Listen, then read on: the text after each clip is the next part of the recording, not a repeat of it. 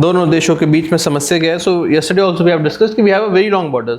The border of India Bangladesh is of 4,000 kilometers and the border is semi-permeable. So the biggest issue, the concern that we are having over here is illegal immigration.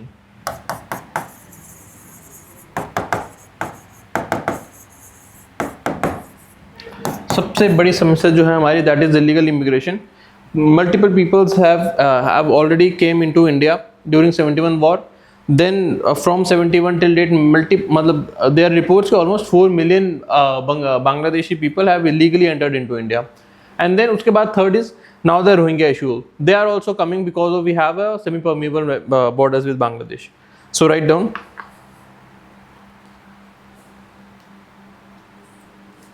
The flow of illegal immigration across the border. The flow of illegal immigrations across the border.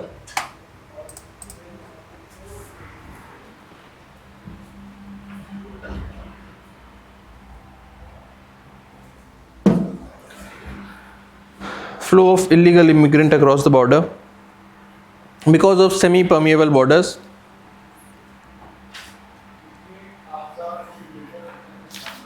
Have led to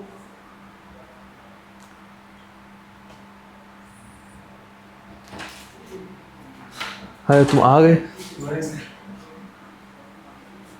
बड़े दिनों बाद आ रहे हो। नैनीताल गया था sir. लंबी छुट्टी पे चले गए। ऊपर वीडियो देख रहा था।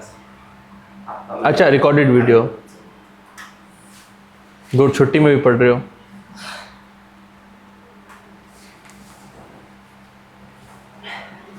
मिस नहीं कर सकता सर, लाइक जा रहे थे तो मिस कर रहा था, फिर बाद में चांस नहीं मिला इसमें। नैनीताल में कहाँ पे? सरताल या भीमताल। हाँ हाँ हाँ। और लेक वगैरह। ये 7 दिन का तो है भी नहीं वहाँ पे कुछ। हाँ 7 दिन लायक तो कुछ है भी नहीं वहाँ। 7 दिन मैं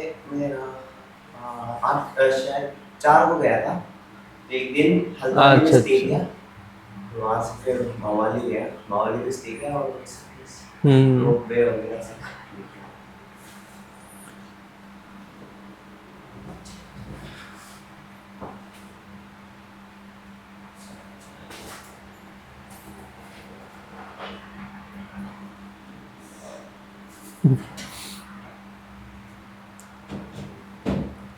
चलो जल्दी करो यार।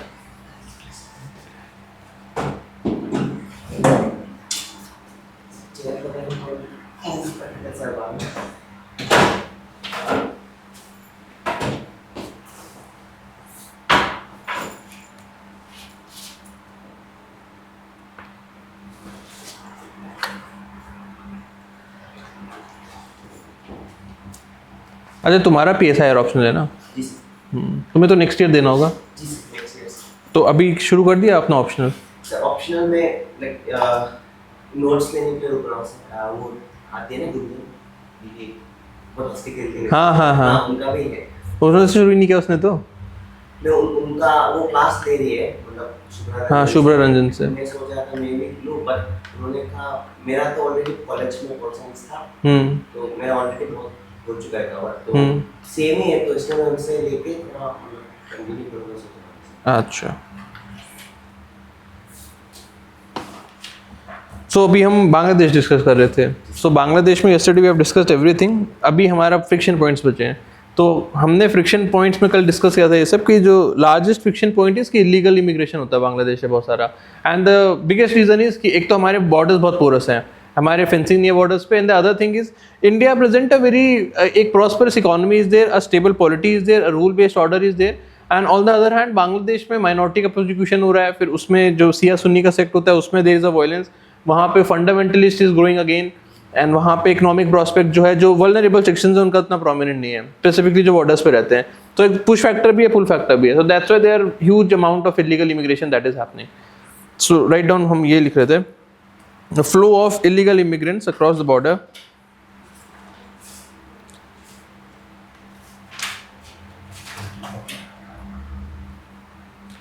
flow of illegal immigrants across the border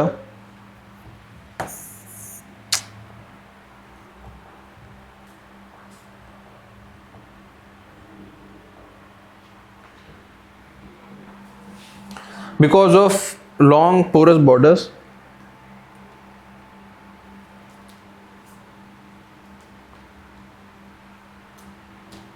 have resulted in unrest,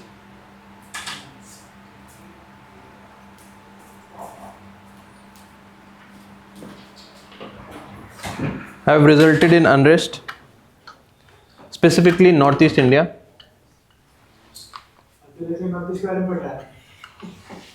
Have resulted in unrest specifically in Northeast India, and is becoming a reason for strain in the relationship. For strain in the relationship.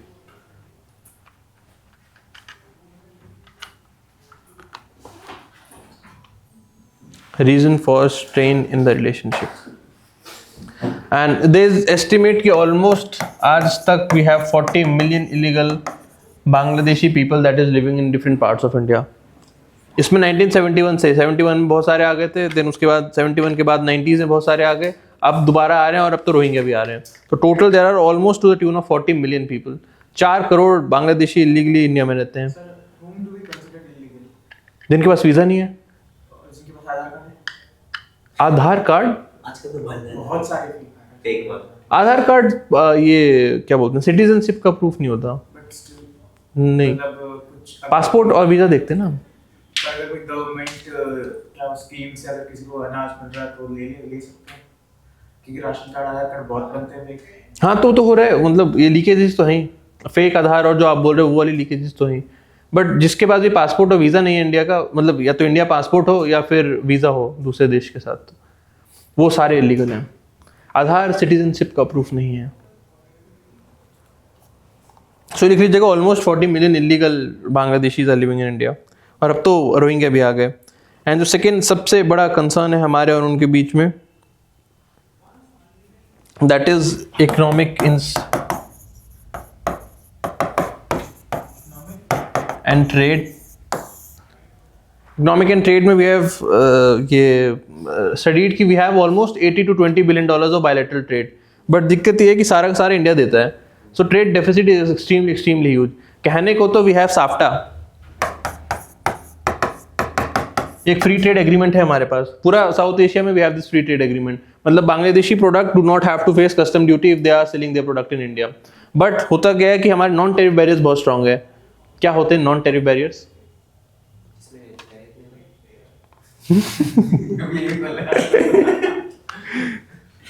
Economics तो हो गया होगा ना आपका, तो हो ही क्या होगा बताइए. टैक्स नहीं लगता सर उस पे, मतलब पूरे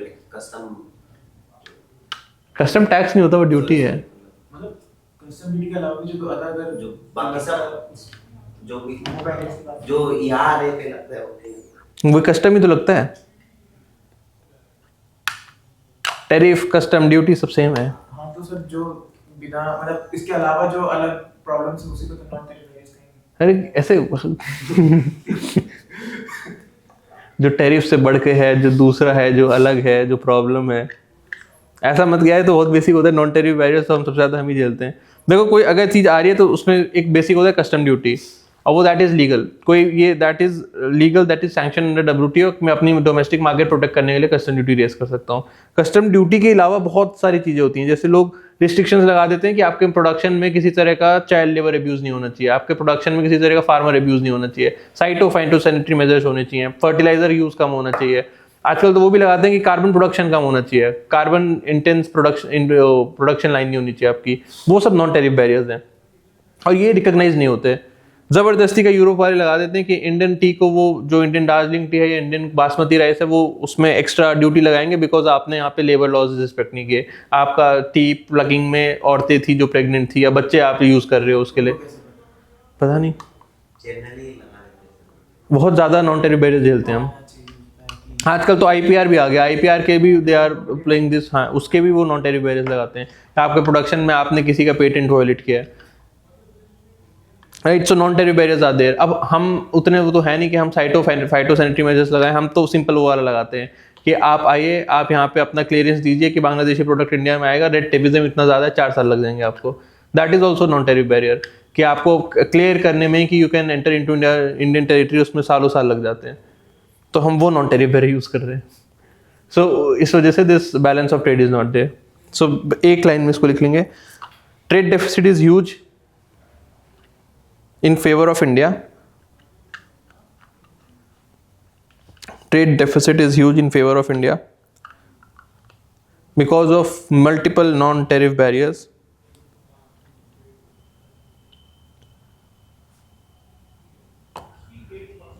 Non-tariff barriers like custom procedures, bureaucratic hurdles, bureaucratic red tapeism लिख लेना. Non-tariff barriers like Custom procedures, bureaucratic red tapeism. Red tapism.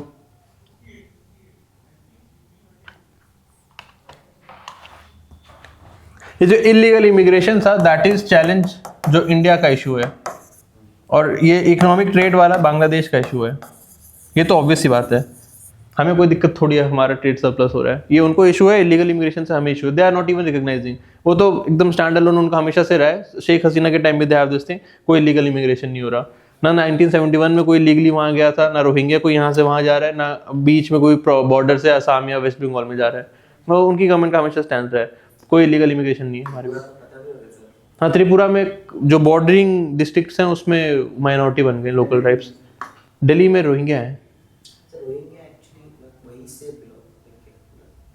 Rohingya Myanmar से है. म्यांमार और बांग्लादेश का छोटा सा बॉर्डर लगता है, वहाँ पे एक राखिन प्रोविंस है, तो वो एथनिक माइनॉरिटी थे वहाँ पे, तो वो प्रोसिक्यूट हो रहे थे. तो वहाँ से वो बांग्लादेश गए और बांग्लादेश से वो इंडिया आ गए. हाँ, बांग्लादेशी वो मतलब 1960s 70s से भाग रहे हैं वो. तो हाँ, तो 1970 से मतलब उनके पापा का पापा कभी म्यांमार रहते होंगे.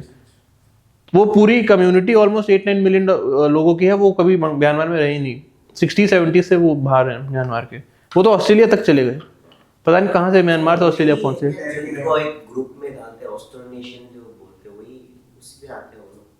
एक बहुत बड़ा एक ग्रुप है ना, ऑस्ट्रोनेशियन ट्राइब्स बोलते हैं, जो चाहे ताइवान कहीं से शुरू हुआ. हाँ, वो तो आई एम नॉट श्योर वो वाले वो है. मैंने हमारे तरफ भी है काफी. हाँ, तुम्हारे साइड भी हैं वो. इमिग्रेंट्स होके जो अरुणाचल में आए हैं. वो मणिपुर में भी हैं वो वाले लोग. ये पता नहीं मैं रोहिंग्या वो ही है कि नहीं.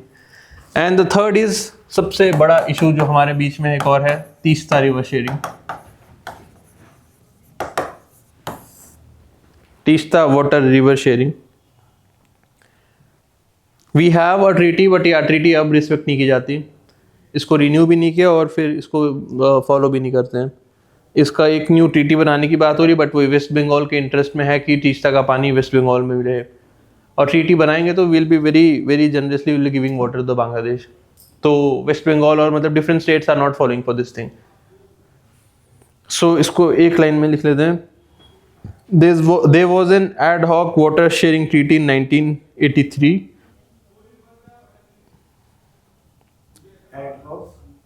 Water sharing treaty. Ad hoc. क्या होता है एड हॉक? ऐसा मत करो यार. एड हॉक मतलब अभी जरूरत है तो अभी कर दिया, कल कुछ दूसरी जरूरत होगी कल कुछ कर देंगे. एक लॉन्ग टर्म नहीं देख रहे, जो सिचुएशनल या फिर उस डायनामिक में जो प्रॉब्लम है बस उसी के लिए किया. शॉर्ट टर्म सोल्यूशन जो होते हैं. Ad hoc water sharing treaty 1983. There is need for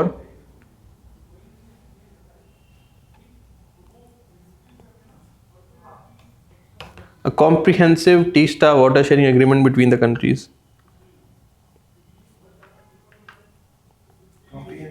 Water sharing treaty between the countries.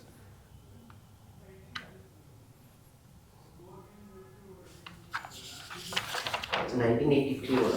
1983 में थी.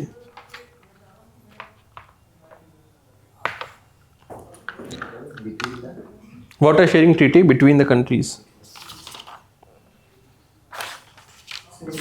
डिस्प्यूट होता है 262 के अंदर. आर्टिकल 262 के अंदर इंडिया में अगर वाटर डिस्प्यूट होता है तो कंट्री. और ये वाला कौन सा कि यूनियन के पास सर मैं सर्च में डायरेक्ट नहीं मिला मुझे. वापस वही लॉ बनाना है 246। नहीं यार ऐसा मत उसमें क्या बोल। है कि बस पहले मतलब वो जो एआई क्या कर रहा है, बस हाईलाइट कर दे रहा है कि इसके अंडर की कोई क्लॉज में जो यूनियन जो है किसी भी स्टेट के इसके अंदर लॉ बना सकता है, पर उसके ऊपर नीचे लिखा हुआ है कि वो शेड्यूल और उसके ऊपर बना सकता है। फिर अगर तुमने कॉन्स्टिट्यूशन ढूंढा होता तो मिल जाएगा। 246 है, फिर उसके आसपास कॉन्स्टिट्यूशन तो पढ़ते होगे तुम लोग, बे कॉन्स्टिट्यूशन। अरे पढ़ो, बहुत कॉम्प्लिकेटेड नहीं है, मतलब जो बेसिक बेसिक है वो। सारे पर नेगेटिव नहीं नहीं, कॉन्स्टिट्यूशन, कॉन्स्टिट्यूशन का एक वो है मिनिस्ट्री ऑफ, कौन सी मिनिस्ट्री होती है ये, पार्लियामेंट्री अफेयर्स है शायद, वो हर साल नया कॉन्स्टिट्यूशन की पीडीएफ निकालती है। राहुल गांधी के मिलते हैं हाँ हाँ, आपको पीडीएफ मिल जाएगी यार।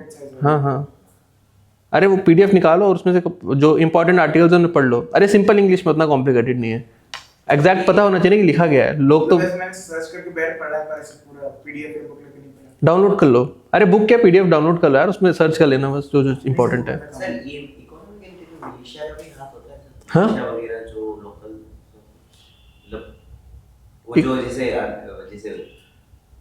बोलते हैं उसको, मतलब मिलिशिया वगैरह जो लोकल। मिलिशिया क्या होता है? मिलिशिया तो आर्मी को बोलते हैं। सॉरी वही सोच रहा हूँ मिलिशिया जब क्या होता है? डकैती वकैती करते हैं ना, अच्छा अच्छा। डकैती, मतलब डिस्टर्ब नहीं, जैसे बॉर्डर एरियाज पे वैसे टाइप में, हाँ वैसे लोग भी इस पे इन्वॉल्व इकोनॉमी पे मतलब ब्लैक मार्केटिंग कह रहे हो, और ट्रैफिकिंग, हाँ जैसे कि जो हमारे बॉर्डर पे होता है जैसे म्यांमार और जैसे जो ड्रग ट्रैफिकिंग, यही कह रहे हो ना? हाँ और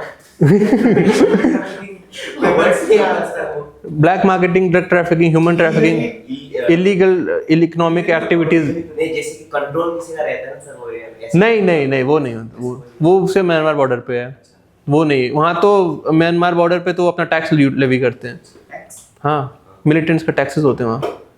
आप वो भी होता है, आप रोड यूज करिए तो टोल टैक्स भी भरना है, जैसे उन्होंने रोड बना रखी हो। सर रिसेंटली बढ़ गया था एक्टिविटी। हाँ, अभी मैं न्यूज़ चेक कर रहा हूँ, घर से भी फोन आता है, कुछ कुछ होता रहता है। अच्छा अरुणाचल में भी?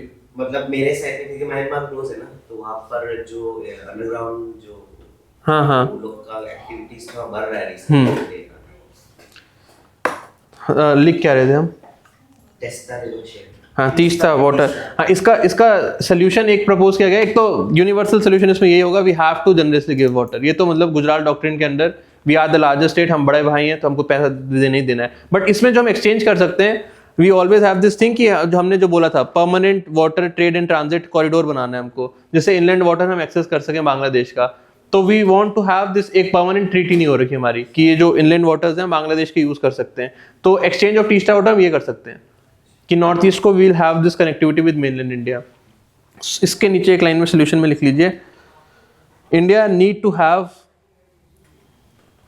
अ comprehensive Teesta treaty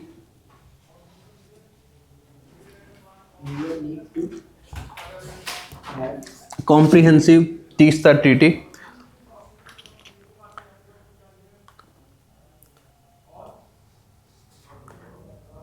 with generosity based on Gujarat Doctrine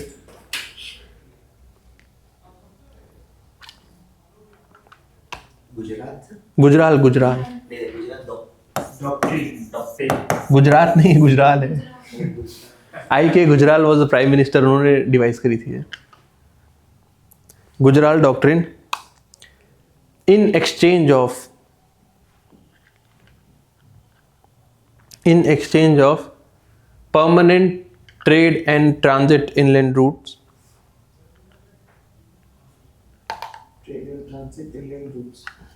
permanent trade and transit inland routes to connect northeast with rest of India.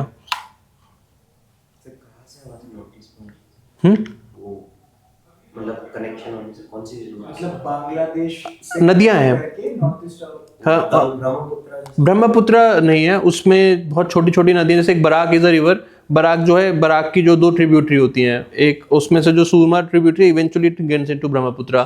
Feni river एक बहुत फेमस रिवर है वहाँ पे, और मेघालय और त्रिपुरा से मल्टीपल रिवर्स आते हैं। बेसिकली हम त्रिपुरा से सोच रहे हैं, त्रिपुरा से हम सेंटर ऑफ ये मोंगला पोर्ट तक जाएंगे, फिर मोंगला से तो वेस्ट बंगाल कनेक्ट करना इज वेरी इजी। और जो हमारा नेशनल वाटरवे 2 है, ये जो ब्रह्मपुत्र वाला, ये यहाँ से शुरू किया हमने, जोरहाट के पास एक कोई शहर है, वहाँ से हमने शुरू किया है। आसाम से उसको शुरू करके हम मेघालय तक लाएं, तो हम उसको चाह रहे हैं कि उसको पूरा दिस थिंग वेस्ट बांग्लादेश से ले जाएं, और गंगा ब्रह्मपुत्र तो मिलती हैं फिर वहाँ से हम कोलकाता तक जाएं, तो आसाम से कलकत्ता हम वैसे भी कनेक्ट कर लें। प्लान तो बहुत सारे हैं हमारे। Then the third one is, इसको कैसे लिखें, इंसर्जेंसी तो नहीं, radicalisation and fundamentalism.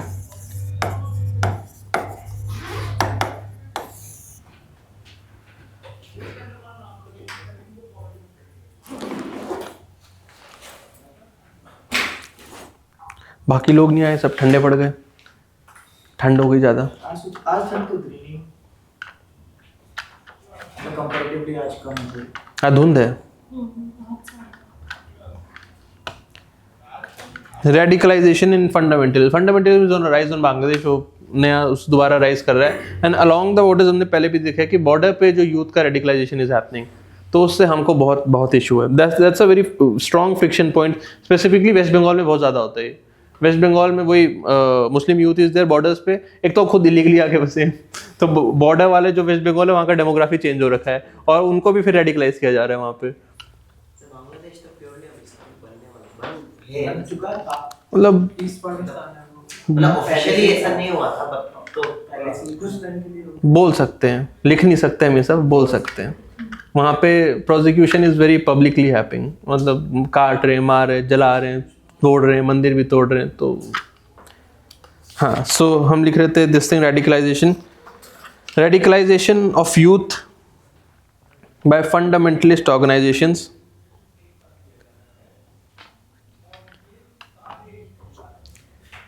specifically along the borders,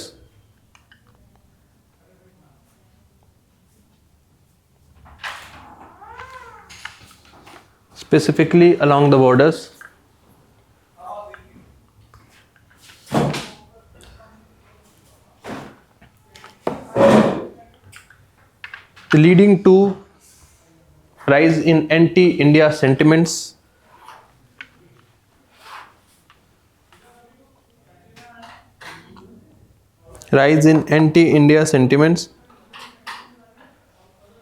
and challenge to communal harmony of India.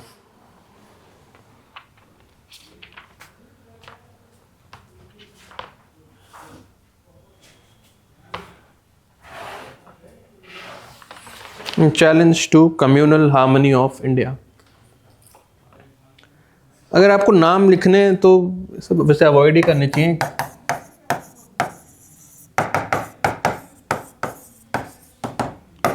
खूबी नाम था उसका शायद, एग्जाम में लिख सकते हैं।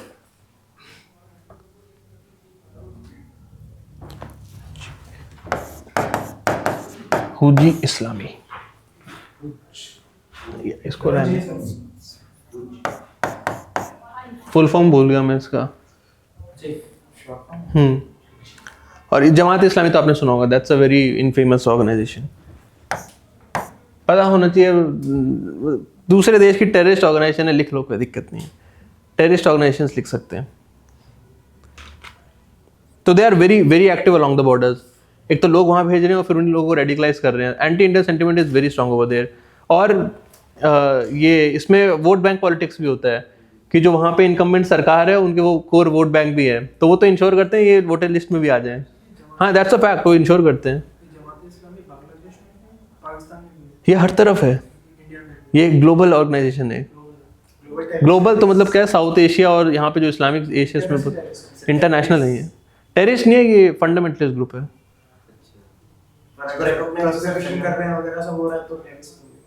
फंडामेंटलिस्ट वो कर, टेररिस्ट का तो जीवन का मकसद ही बस वो होता है, इनका वो जीवन का मकसद। हाँ हाँ, मतलब फंडामेंटलिस्ट कोई समाज सेवक तो है नहीं। हाँ, पढ़ा लिखा कोई नहीं है, सब गवारी है। हाँ, तो इसमें सोल्यूशन में अब जैसे इसका सबसे प्रोमिनेंट सोल्यूशन कि इतने सारे लोग आ गए 40 मिलियन का ऑर्डर के लोग बोल रहे हैं कि आ चुके हैं, जो काफ़ी जगह रहते हैं और नॉर्थ ईस्ट में रहता है। नॉर्थ ईस्ट में रहेंगे तो भाई साहब वहाँ इंसर्जेंसी होगी। That's a very clear thing कि वहाँ पे फिर वहाँ पे जो वहाँ का लोकल ट्राइब है वो माइनॉरिटी बनने लगता है वहाँ पे इंसर्जेंसी का very very prominent reason is कि इन्फ्लक्स होता है, आउटसाइडर्स कैसे इन्फ्लक्स हो रहा है और उनके कल्चर पे, उनके ट्रेडिशंस पे इसका थ्रेट पड़ रहा है। नहीं, त्रिपुरा में चेंज हो रही है, मेघालय में चेंज हो रही है, मिजोरम में चेंज हो रही है, त्रिपुरा में हो चुकी है। ये बांग्लादेशी मणिपुर तक चले गए हैं, अरुणाचल में मुझे पता नहीं, मणिपुर तक है। अरुणाचल में चांस नहीं सर, आईएलपी की वजह से बच गए। हाँ ILP तो यार मणिपुर में भी है, ILP हर तरफ है। असम में ब्रह्मपुत्र के नीचे की जो हाँ उसमें बहुत डोमिनेंटली है। तो अब और ये हो क्या रहा है कि वोटर लिस्ट में भी आ रहे हैं और इसमें लोकल गवर्नमेंट का, लोकल लोगों का इन्वॉल्वमेंट इज देयर, उनका वोट बैंक में आते हैं। वेस्ट बंगाल में तो जो सरकार है उसके वोट बैंक में आते हैं लोग, तो उनका वोट बैंक आपको पता है किस तरह का है। वो बॉर्डर्स में डोमिनेंटली जीतते हैं, बॉर्डर की डिस्ट्रिक्ट में कब से उनके MLA उनके MP बैठे हैं, वो तो खुश हैं, बैठाओ इन्हीं को यहीं बसा लो इनको सबको। तो इसमें तो कर क्या सकते हैं, सबसे इजी होता है कि we have to have dialogue with Bangladesh कि आपके यहाँ से आए हैं, वो it's a very clear thing, उन्होंने साफ मना कर दिया, मुंह पे मना करते हैं। एक भी बांग्लादेशी इंसान इलीगली इंडिया नहीं गया, ना 1971 में गया, ना रोहिंग्या गया, ना उसके बाद कोई गया। They are very clearly on. हाँ तो अब इसका क्या कर सकते हैं, जैसे हमने NRC किया तो NRC से करके हमने कुछ आइडेंटिफाई किया। वैसे नहीं हो सकता कि रातों रात ये सारे हम बांग्लादेश भेज देंगे, कोई नहीं एक्सेप्ट करेगा इनको। और अभी कल को हम रोहिंग्या भी ऐसे आइडेंटिफाई करेंगे तो उसका भी कोई मतलब नहीं कि वापस उन्हें हम बांग्लादेश भेज देंगे। तो इनमें जो सबसे prominent thing we can do is, सबसे पहले तो we have to identify this things and ensure कि ये वोटर लिस्ट में आए, सबसे क्लियर थिंग। और फिर तो वही होता है कि we have our foreigner act, ये एक्ट वो एक्ट, तो उन एक्ट्स के अंदर we can do this thing. बाहर नहीं भेज सकते इनको ऑब्वियसली। इम्प्लीमेंट तो मतलब क्या 20 लाख ढूंढे, अब कुछ किया थोड़ी, फिर हाँ आइडेंटिफाई कर लिए थे ना शायद, उसके बाद तो कुछ हुआ नहीं। बांग्लादेश नहीं एक्सेप्ट करेगा, 20 लाख लोग कौन एक्सेप्ट करेगा अपने यहाँ पे? ऐसे थोड़ी ट्रेन से भेज भी नहीं सकते, 20 लाख भेजेंगे भी पता नहीं कैसे। अब वो तो कब से रह रहे ना, 50 साल से हो गए, अब उनके भी यहाँ पे फैमिलीज हो गई, ये हो गई सब, तो उन्होंने डेमोग्राफी चेंज हो गई सारी। तो most important thing to identify them और इंश्योर करना है कि they are not included in the voter list. और बाद में इंटरनेशनल कन्वेंशन ये वो होते हैं, तो international pressure we can put on this thing कि इन लोगों को क्या करना है। इस तो कोई कुछ नहीं कर सकता, कोई नहीं ले जो स्टेट्स में ज्यादा जरूरी है, जैसे त्रिपुरा हो गया, नॉर्थ ईस्ट में पूरा, और जितने बॉर्डरिंग स्टेट्स हैं उन्हीं में इंश्योर करना है ना हमें सबसे ज्यादा। मोस्टली तो इन पे ही करना चाहिए। हाँ तो उस पे तो हुआ नहीं। हाँ वही ना, क्योंकि लोकल गवर्नमेंट नहीं चाहती वो सब, पॉलिटिकल वो लोकल गवर्नमेंट उसमें नहीं चाहती। और उसमें करप्शन होता है, जो एक तो जो BSF है, BSF is govern by this ministry of home affairs. उसके बाद जो लोकल पुलिस है, लोकल पुलिस भी हैव दिस थिंग कि they have the biases against the people that are coming across the border, क्योंकि उन्हें लोकल गवर्नमेंट ऑर्डर्स मिलते हैं सब। तो मोस्ट इंपॉर्टेंटली तो वोटर लिस्ट में आए, वोटर लिस्ट में आएंगे तो इशू बहुत ज्यादा होगा। और उसके बाद तो we have to identify everything और एक इंटरनेशनल प्रेशर क्रिएट कर सकते हैं, इससे ज्यादा कुछ नहीं कर सकते। और वोटर लिस्ट में आ रहे हैं, very sad thing is they are included in the voter list. तो कल को फिर उन्हीं के हिसाब से फिर सरकार भी बनेगी, फिर सरकार में ही उनके हिसाब से बनने लग गई, फिर तो वही मतलब they are coming into voter list. And second thing what we can do कि अब हम पूरा बॉर्डर्स बना सकते हैं। ये तो every time you have to write this thing, एक कंप्लीट फोर्ज बार बॉर्डर होनी चाहिए। 4000 किलोमीटर में बनाने is very difficult and other thing is वहाँ की टोपोग्राफी इज वेरी डिफिकल्ट, बहुत ही very dense forest is there. 3-4 महीने एकदम टोरेंशियल रेन होती है वहाँ पे, बाढ़ की तरह बारिश आती है वहाँ पे, और बायोडाइवर्सिटी इज एक्सट्रीमली रिच। और होता क्या कि people have relation across the border, वही चीज, शादियां अक्रॉस द बॉर्डर हो रखी हैं, फैमिलीज एक्सटेंडेड है दोनों साइड में। तो ऐसे बीच में एक दीवार नहीं खड़ी कर सकते, मेक्सिको US जैसे दीवार खड़ी कर दी, यहाँ से वहाँ नहीं जाएगा, कोई वहाँ से आ नहीं जाएगा। तो डिफरेंट डायनेमिक्स है, बट बॉर्डर होनी चाहिए, और स्पेसिफिकली एरिया में जो बहुत ज्यादा वल्नरेबल है, जहाँ पे बहुत ये सब हो रहा है, इससे ज्यादा कुछ नहीं हो सकता। That's a sad thing. 4 crore तो बहुत ज्यादा होता है यार। 4 करोड़ तो यूरोपियन कंट्रीज की पॉपुलेशन होती है। अभी भी पॉसिबल नहीं है सर बॉर्डर बनाना। हाँ बॉर्डर बनाना इज वेरी डिफिकल्ट, बट जो वल्नरेबल एरियाज होते हैं, कुछ जगह जहाँ पे बहुत ज्यादा this illegal immigration is happening, वहाँ पे तो we have to have border. Border नहीं भी हो सकते तो we can man the area, वहाँ पे properly we can place this thing. और उसमें लोगों को लगाना भी इज वेरी डिफिकल्ट, इतना ज्यादा डेंस बायोडाइवर्सिटी है वहाँ पे, लोग मलेरिया से मर जाएंगे। लोग मतलब जो BSF के people that are deployed over there, this is actually happening. वो मलेरिया से मर जाते हैं, वो डेंगू से मर जाते हैं, इतनी ज्यादा वहाँ पे मच्छर ये वो वहाँ के। हाँ कंप्लीटली स्वैम्पी है, और कुछ एरिया स्वैम्पी है और कुछ एरिया बहुत डेंस फॉरेस्टेड है। अगर आपने कभी डॉक्यूमेंट्री देखी हो तो ऊपर से नीचे वो नेट पहनते हैं, स्किन नहीं एक्सपोज कर सकते वो अपनी वहाँ, तो वहाँ पे मैन करना भी is very difficult. So write down इसका solution. The first is there should be a comprehensive dialogue with Bangladesh on the issue of illegal immigrants.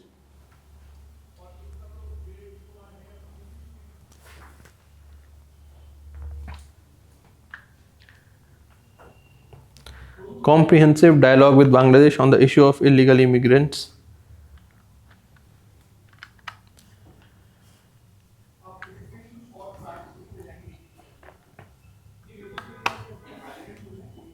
Second is we need to have complete fencing of borders. Need to have complete fencing of borders.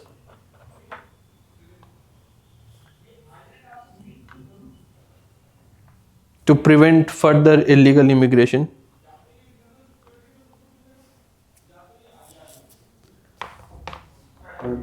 Illegal immigration.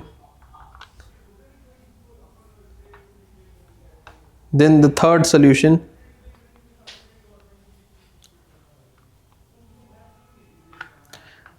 identify and ensure the illegal immigrants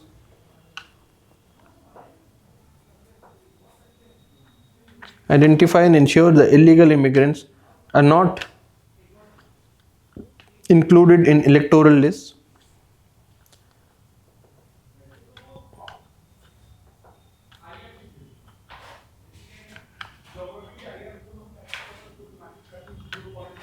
Are not included in electoral list. And the fourth one, we need to have international dialogue.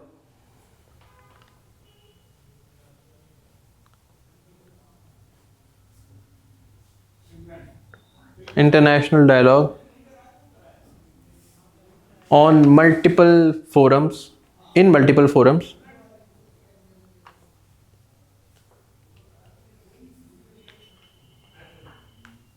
To establish the issue of illegal immigration.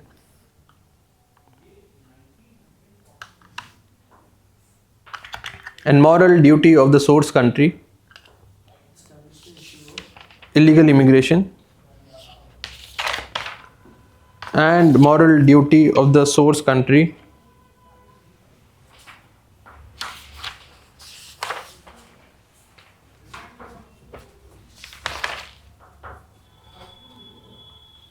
to accept them.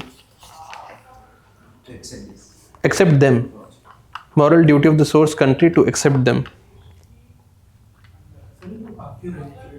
हाँ? इतने बड़े number में India में क्यों आ रहे हैं? हमने अभी डिस्कस किया, there are push factors, there are pull factors. Push factor तो ये है कि जो बॉर्डर्स में रहते हैं वहाँ पे डेवलपमेंट, वो उनकी प्रॉस्पेरिटी उतनी बेटर नहीं है. वहाँ पे बहुत तरीके से जहाँ पे इतना फंडामेंटलिज्म वो वहाँ पे ग्रोथ ये वो नहीं होता, उनके बच्चों के लिए अच्छा फ्यूचर नहीं है. एंड सेकेंड थिंग इज कि वहाँ पे इंस्टेबिलिटी हमेशा से रही है. अभी तो 15 साल इनकी सरकार थी, इससे पहले और इसके बाद भी पिछले 5 सालों में बहुत ज़्यादा फंडामेंटलिस्ट ग्रो किया. अब पूरी इंस्टेबिलिटी हो चुकी है दोबारा वहाँ. And India provides a very promising future. एक स्टेबल इकोनॉमिक ग्रोथ है, एक स्टेबल पॉलिटिकल सिस्टम है यहाँ पे, एक प्रॉपर रूल ऑफ लॉ है. ऐसा नहीं है कि कहीं माइनॉरिटी को मारा जा रहा है, कहीं कुछ करा जा रहा है. सो हाँ, मुसलमान ही आएंगे. नहीं, वहाँ पे वो फंडामेंटलिस्ट जो होते हैं उसमें भी अलग अलग सेक्ट्स होते हैं उनके. सिया सुन्नी में भी कुछ और सब सेक्ट्स भी होते हैं उनके. तो जो एक उनकी मेजॉरिटी सेक्ट है जो वो है, और जो एलिट्स हैं वो उन्हीं के लिए है. फंडामेंटली सबको मारते हैं. और जो बाकी के जो भी इस्लाम में ही है बट जो दूसरे सेक्ट से आते हैं, they are prosecuting these people also. नहीं, हम क्यों देंगे, हमारे वैसे इतने हैं. तो रह रहे 4 करोड़ रह रहे. अब तो रोहिंग्या भी आ गए इतने सारे. तो आप क्या कह रहे हो, और सिटीजनशिप दे दे हम?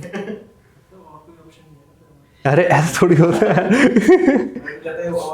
ये तो फिर स्लिपरी स्लोप हो जाएगा, फिर तो सारे आ जाएंगे. फिर तो हर तरफ से आ जाएंगे इतने सारे. उनको देखेगा कि इनको तो सिटीजनशिप दे रहे हैं, सारे आएंगे. फिर आइडेंटिफिकेशन हो रखी है, उतनी मुश्किल नहीं होती आइडेंटिफिकेशन. कौन लीगली आया उसकी आइडेंटिफिकेशन हो रखी है. सर मेरे पास पासपोर्ट नहीं है, तो क्या हो गया? मैं कैसे प्रूव कर सकता हूं मैं इलीगल नहीं? तो तुम्हारा बर्थ हुआ ना इंडिया में, बर्थ सर्टिफिकेट है.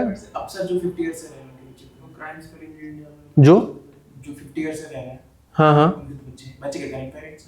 नहीं तो उनका बर्थ सर्टिफिकेट नहीं बनेगा ना, जनरली ऐसे लोगों का बर्थ सर्टिफिकेट नहीं बन पाता। हॉस्पिटल बन जाता है, जनरली होता है बट उस पर भी ट्रेस करना बहुत ईजी होता है उसमें, कि पेरेंट कहाँ से आया, कौन कहाँ से आया, क्या है क्या नहीं है, पता चल जाता है।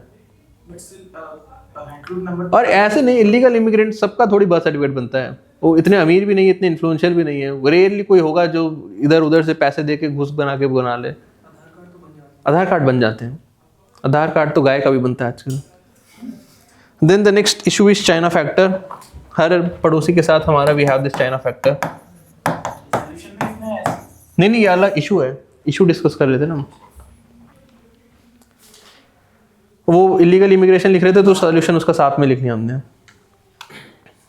Next issue is China factor. China के साथ रिश्ते बहुत मजबूत होते जा रहे हैं बांग्लादेश के। Bangladesh is part of BRI। Bangladesh में largest investor is China. Bangladesh में largest arms importing is also done from the China. कोई हथियार लेता है तो हमें दिक्कत दी है चाइना से, चाइना से कुछ भी लेता है वैसे हमें दिक्कत होती है। एंड जितना भी ये पोर्ट डेवलपमेंट, कनेक्टिविटी, ये वो everything now China is having a larger role compare to Indian Bangladesh. तो we have very large concern over that. हमें क्या पूरी दुनिया को होने लग गए, तभी हटा दिया शेख हसीना को। और उसमें होता क्या कि आपको पता होगा कि जैसे किसी ने वर्ल्ड बैंक से लोन लिया, किसी ने ADB से लोन लिया, किसी ने OECD से लोन लिया, उनका इंटरेस्ट रेट होता है 1.5%, 2%, बहुत ज़्यादा होगा तो 2.5% जाएगा। हमें तो बहुत कंसेशनल मिलता है। We have getting loan as low as 0.89%, 1%। अरे बड़े लोन ऐसे ही मिलते हैं, आप सोच रहे हो कि आपको 10% पे मिलता है, वो बड़े लोन सस्ते मिलते हैं। चाइना इज गिविंग, हाँ अमाउंट बड़ा होता है उसकी, फिर और भी उसमें वो होते हैं, मतलब क्लॉजेस बहुत सारे होते हैं। जापान तो ऑलमोस्ट नियर जीरो पे मिलता है हमको, नियर जीरो पे मिल रहा है जापान से। And but China is giving loan, उसका एवरेज BRI का जो लोन होता है वो दैट इज एट 5%, 4.5-5% पे देता है वो, और वो नॉन फिजिबल है। मतलब आप $6 बिलियन का लोन 5% पे लोगे तो ऐसा नहीं हो कि आप 5 साल में रिप्ले कर पाओगे। $5 बिलियन को 5 साल में नहीं दे पाता। सो उसका total gestation period is 20 years. 5% आप लगा लीजिए, कंपाउंड करिए, वो 3 गुना आपको वापस करना पड़ेगा उसका। तो मतलब ये एक क्लासिक डेट ट्रैप है। और वो अपने क्लॉजेस में लिखते हैं कि जैसे आपको रिस्ट्रक्चर करना है लोन, आप पैसे नहीं भर पाए, उनका रिस्ट्रक्चरिंग है, मैं इक्विटी ले लूंगा, मैंने पोर्ट बनाया पोर्ट में ले लूंगा, मैंने सड़क बनाई सड़क भी मैं ले लूंगा, जमीन भी मैं ले लूंगा, सब मैं ले लूंगा। तो ये रिस्ट्रक्चर के नाम पे ये करता है कि ले ही लेता है सारा कुछ। ये नया एक कुछ पॉलिसी है उनकी कि रिस्ट्रक्चर के नाम पे मैं आपने लोन नहीं दिया, मैं आपकी किडनी निकाल लेता हूँ, आंखें निकाल लेता हूँ, ऐसी रिस्ट्रक्चरिंग है उसकी। हाँ मतलब एक तरह से डिपेंडेंट ही हो गया सामने वाला फिर। So right down China factor. China has increased in investments in Bangladesh.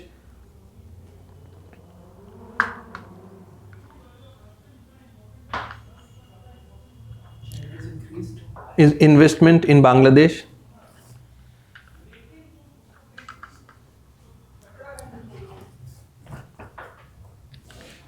In arms, telecommunication, infrastructure,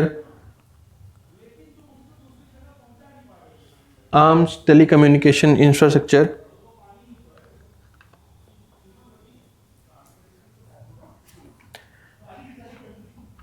Bangladesh is also a part of Belt and Road Initiative.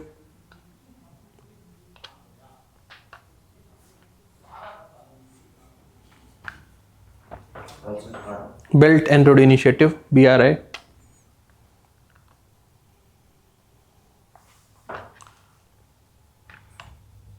Bracket में लिखा तो लिख दीजिए कि China is the largest investor. China is the largest investor in Bangladesh.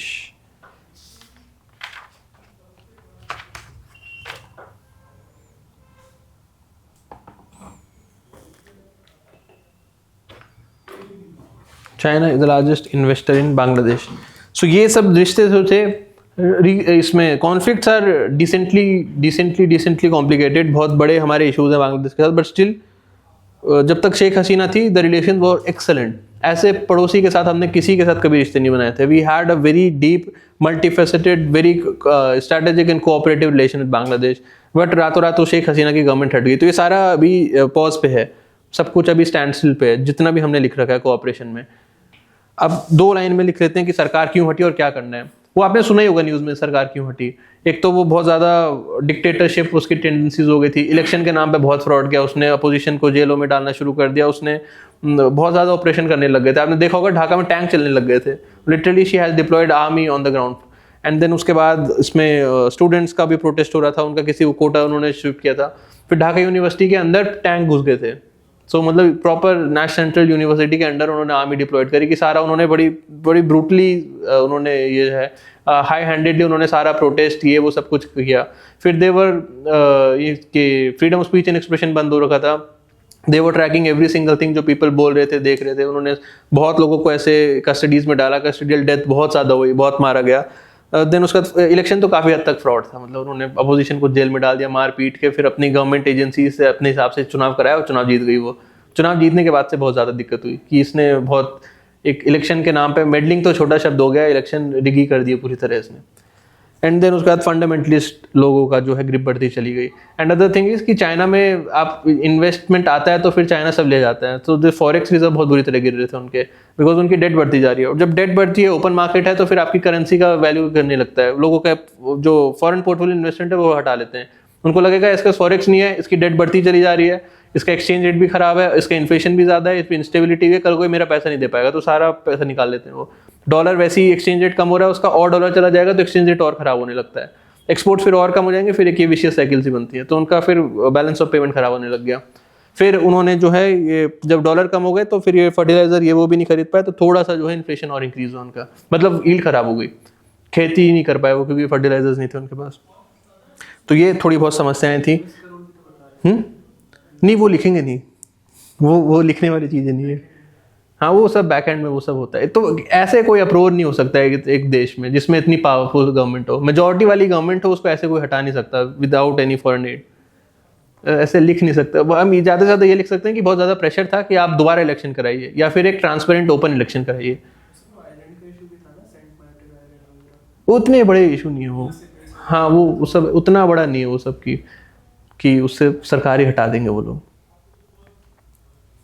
So we were writing catalyst for instability in Bangladesh.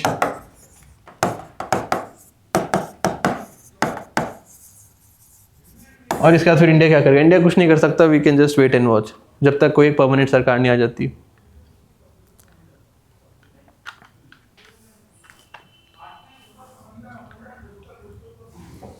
The first is nationwide student protest over job quotas.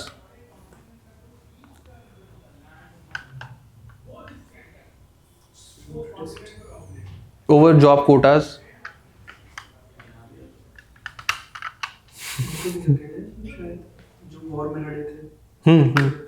और फिर शायद हाँ उनको दिए थे, और भी कुछ किया था जो अवामी लीग के जो लोग हैं उनको सपोर्ट करने के लिए, वो मैं भूल गया मैं, मतलब इनडायरेक्टली वो बोल रहे थे जो हाँ रिजर्वेशन हटाने की बात कर रहे थे वो।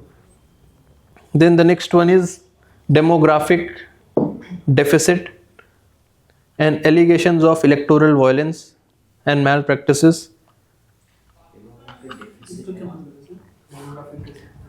डेमोग्राफी ठीक नहीं हुई ना, डेमोग्राफी कह रहा हूँ, democracy, democratic deficit, sorry democratic deficit and allegation of electoral violence and malpractices. Allegation क्या होता है?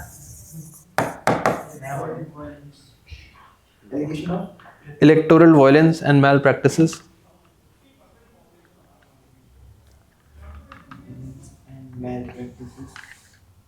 Economic challenges like falling forex,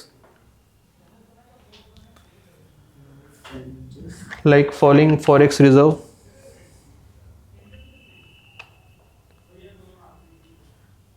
exchange rate depreciation,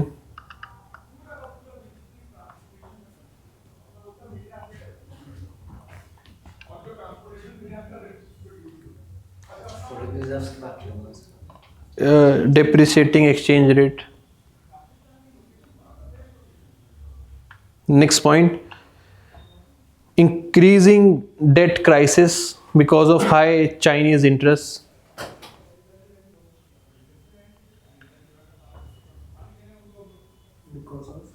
high Chinese interest,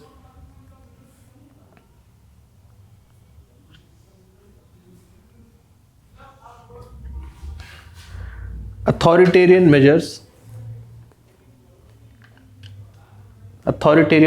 like using stringent laws, authoritarian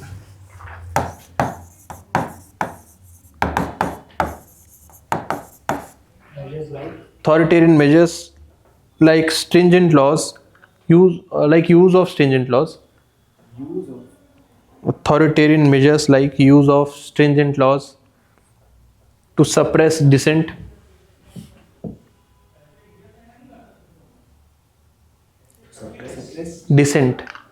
dissent मतलब विरोध, to suppress dissent, government को गाली देना, allegations of corruption and nepotism within Awami League, nepotism, corruption and nepotism within Awami League.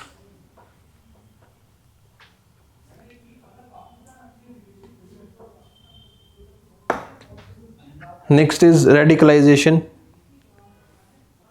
and increased presence of fundamentalist groups.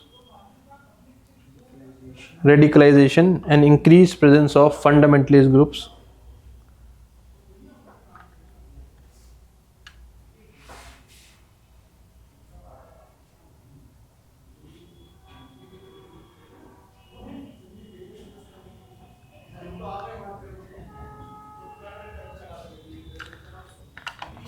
और भी हैं but हमको इतना बहुत है जानना, बहुत सारे रीज़न हुए तभी वहाँ instability I. Now approach India can use,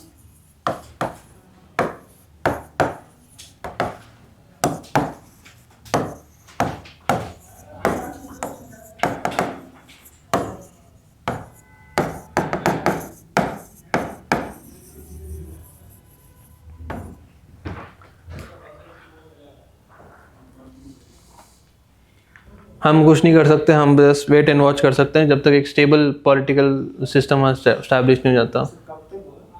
भगवान जानता है भाई वो तो कब होगा भी कि नहीं होगा. अच्छा कॉन्स्टिट्यूशनल वो तो कौन ही मानता है, वहाँ तो 3-4 बार तो आर्मी आ चुकी है.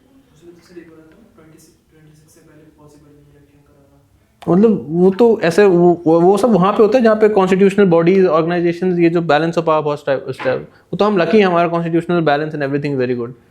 और कागज में लिखने से थोड़ी कुछ हो रहा है.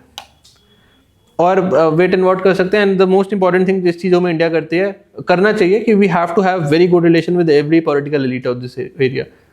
भगवान जाने कल कौन पावर में आ जाए, सबके साथ we have to have very good relations. And third, international pressure, वो हम बेस्ट है करने में. We can use organisations like बहुत मल्टीपल ऑर्गेनाइजेशंस, बिम्स्टैक यूज कर सकते हैं, हम पूरा एशियान यूज कर सकते हैं. And we can use global power like USA, France and UK. इन तीनों का भी बहुत इंटरेस्ट है यहाँ पे.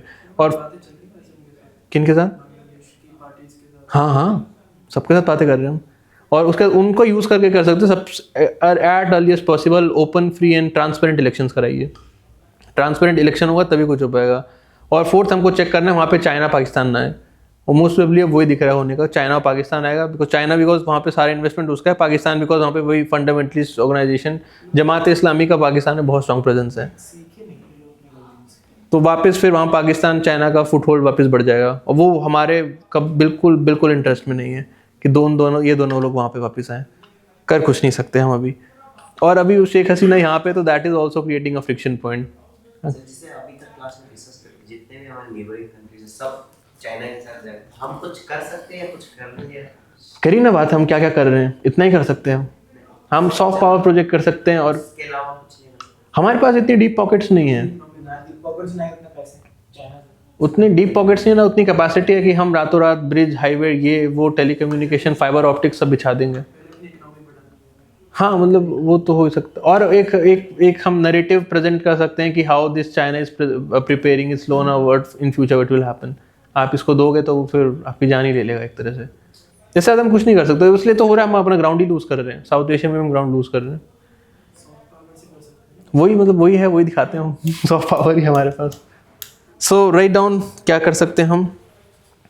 Fostering new alliances and maintaining a cautious wait and watch strategy. Fostering new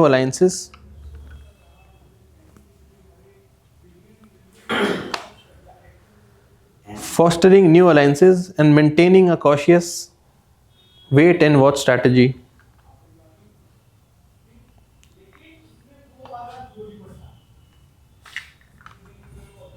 Maintaining a cautious wait and watch strategy. आज sir क्या पढ़ा रहे हैं? अफगानिस्तान, पाकिस्तान, रेडिकलाइजेशन, ज्योग्राफी छोड़ दिया सर ने पढ़ाना।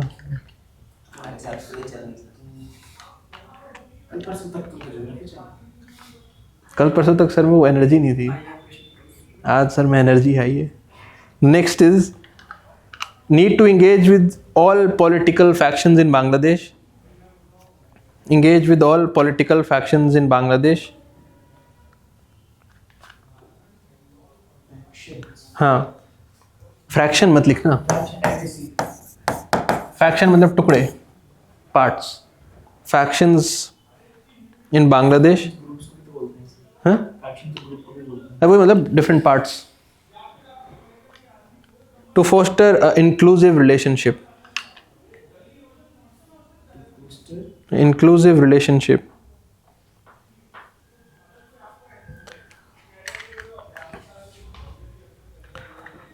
The next point, strategic geopolitical maneuvering.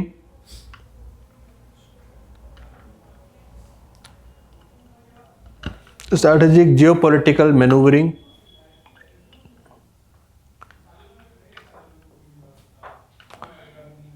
Having relation, using global powers. Strategic geopolitical maneuvering using global powers and international forums and international forums to support democratic processes in Bangladesh. Processes in Bangladesh मतलब election कराएं फटाफट। Processes in Bangladesh. और finally सबसे important चीज, we have very long borders with Bangladesh और वहाँ पे हिंसा होगी, so that is inevitable, people will coming to India. तो चौथी चीज जो हमें करनी है, we have to secure our borders. वो तो हमेशा करना होता है whenever there is instability. We have to strengthen security measures, strengthen security measures along the borders.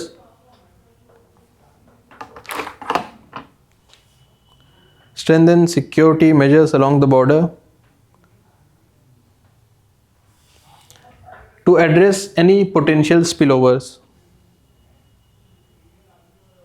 Any potential Spillover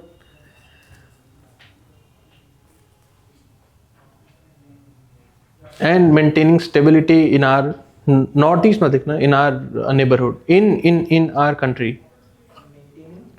Stability in our country.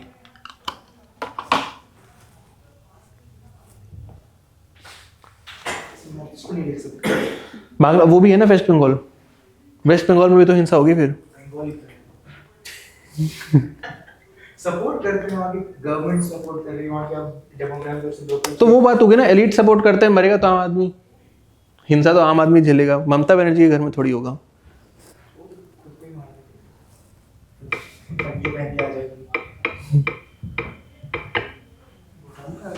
अब हम भूटान पे आ गए, श्रीलंका मालूम सोचे, म्यांमार भी है।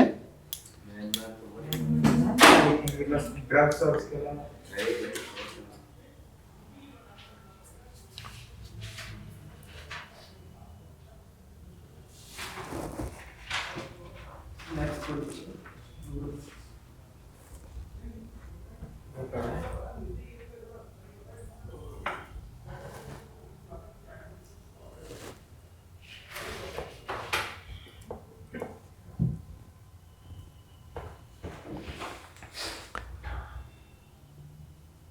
The next is Bhutan.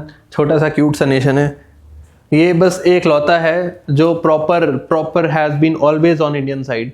62 war, 48 war, 71 war, फिर 84 वाला, फिर 1998 वाला, और till date this is the only nation which have always supported India.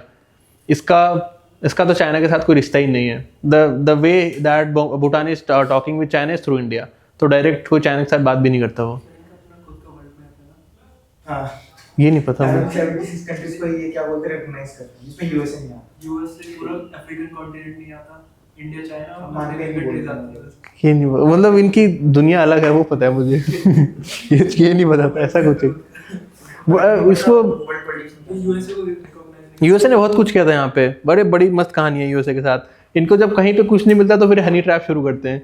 तो भूटान के बहुत राजाओं को इन्होंने हनी ट्रैप करने की कोशिश करी। वो यूएसए जब जाते थे तो वहाँ पे सीआईए के पता नहीं सीआईए वाले रिक्रूट करते हैं भूटानी लड़कियों को, बड़ी सुंदर भूटानी लड़कियों को, फिर वो फंसा रही हैं, फिर वो शादी कर रही हैं इनसे, फिर कुछ कर रही हैं। तो बहुत ट्राई किया उन्होंने मेडल करने का। सिक्किम में तो they have successfully done this thing. मतलब कहाँ तक रिसोर्सेज है उनकी। वो सिक्किम की लड़की को ले गए, सीआईए में रिक्रूट किया उनको, सिक्किम में उसने सब कुछ सिखाया, फिर उसने हनी ट्रैप किया। फिर सिक्किम की वो लड़की जो है उसने शादी करी सिक्किम, जब सिक्किम इंडिपेंडेंट था तो उसने राजा से शादी करी थी। And then for the 10 year CIA was ruling Sikkim, पूरा सीआईए चलाता था सिक्किम को। देन इवेंचुअली सिक्किम को हमने अपने अंदर लिया था। सबसे हार्ड पार्ट है किंग को और उस एजेंट को मिलाना। अरे यहाँ से लड़की ले जाके ट्रेन करना बड़ा मुश्किल है। और वो एक प्रॉपर लड़की चाहिए जो प्रॉपर ट्रेन हो सके, जो मैनिपुलेट कर सके सामने वाले को। एक डेमोग्राफी में ऐसा किसी को ढूंढ पाना बड़ा मुश्किल है। हाँ, अभी देखते हैं क्या क्या किया है चाइना ने। सो दिस इज, किससे लिखेंगे, ये है थिम्पू। यहाँ पे है ये वाला पार्ट है ग्रेट हिमालयस का। Be very careful, great Himalaya सिर्फ ऊपर वाले भूटान में आता है और जस्ट इसके ऊपर यहीं से तिब्बत स्टार्ट हो जाता है। This is great Himalayas. और नीचे जो है इसको ये लेसर हिमालयस बोलते हैं, ब्लैक हिमालय भी बोलते हैं ये लोग। बर्फ है। एंड उसके बाद और क्या हमारे लिए इंपॉर्टेंट, यहाँ से बहुत सारी रिवर्स आर कमिंग, और ये है ब्रह्मपुत्रा।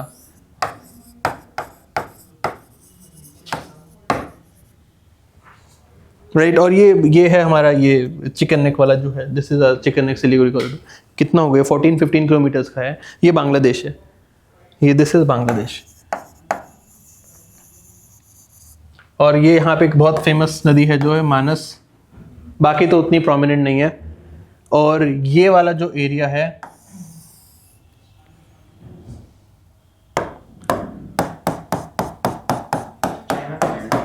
ये पूरा डिस्प्यूटेड है। हाँ, मतलब उसने बोल दिया ये चाइनीज टेरिटरी है, चाइना क्लेम करता है पूरा एरिया। भूटान, बट वो घुस जाते हैं चाइना वाले। जो है यहाँ पे, राइट, यहाँ पे वी हैव डोकलाम। ये डोकलाम तीनों के बीच में आता है, तो पता नहीं कहाँ पे पड़ता है। चाइना ने इस पूरे एरिया में लोग बसा रखे हैं। यहाँ पे डोकलाम है और इस पूरी चीज को भी से एज चुम्बी वैली। और बिल्कुल एकदम तीनों के बहुत एकदम क्लोज ट्राई जंक्शन पे था डोकलाम। और वो डोकलाम पे आने से चाह रहा है बिकॉज डोकलाम पे आएगा तो then in future he can cut this complete Siliguri corridor. Doklam से ये हार्डली 5 किलोमीटर दूर है। तो कल को वो अपनी फोर्स मोबिलाइज करके पूरा सिलीगुड़ी काट देगा तो फिर नॉर्थ ईस्ट इंडिया जो है आइसोलेट हो जाएगा। उसका कोई लैंड कनेक्टिविटी नहीं रहेगी मेनलैंड इंडिया। फिर वो अरुणाचल को हमला करेगा। ऐसे प्रॉपर उसके प्लान्स हैं।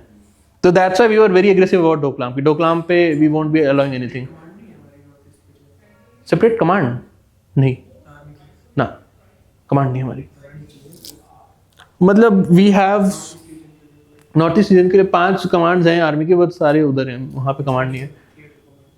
थिएटर कमांड की बात कर रहे हैं। जब थिएटर कमांड बोल रहे हो, थिएटर कमांड वो होता है जिसमें तीनों फोर्सेस एक साथ होती हैं।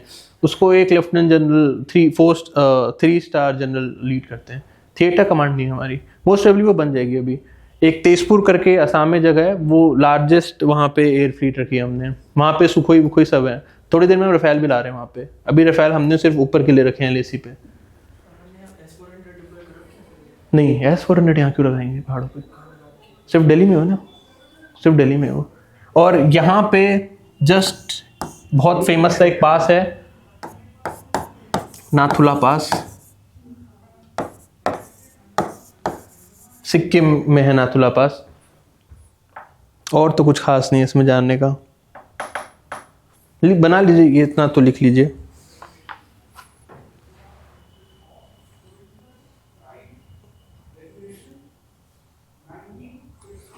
एक यहाँ पे पास है बिल्कुल, ग्रेट हिमालयस के बीच से जाता है।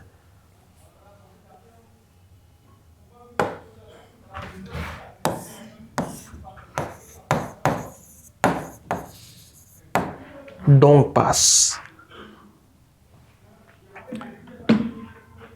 एक दिन मैं बोल रहा था कि यहाँ पे there is a wildlife sanctuary जो नेपाल वो चाइनीज लोग अपनी टेरिटरी बता रहे हैं, दैट इज प्योरली बिकॉज वो डोंग पास उसके अंडर आ रहा है।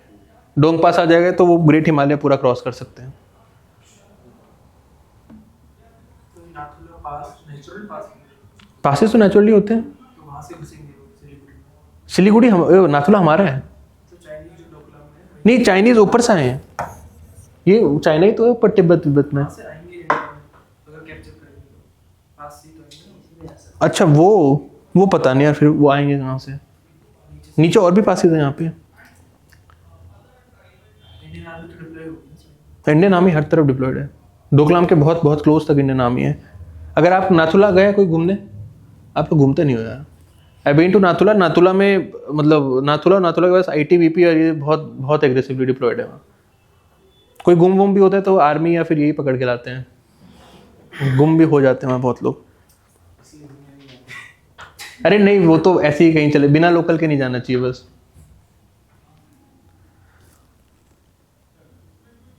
नाथुला जाने के लिए कैसे जाना पड़ेगा? नाथुला के लिए वेस्ट बंगाल में लास्ट एयरपोर्ट है, फिर वहाँ से आप कैब से जाइए। Nathula is very beautiful. Sikkim is very very beautiful.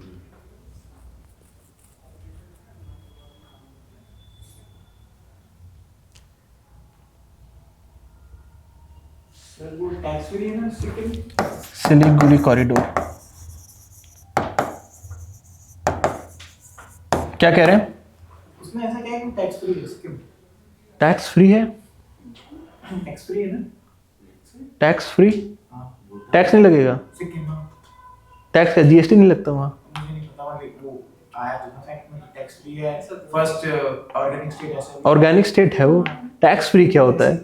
ऐसा थोड़ी होगा GST नहीं लगेगा वहाँ। राइट, सो लिखते हैं भूटान के बारे में।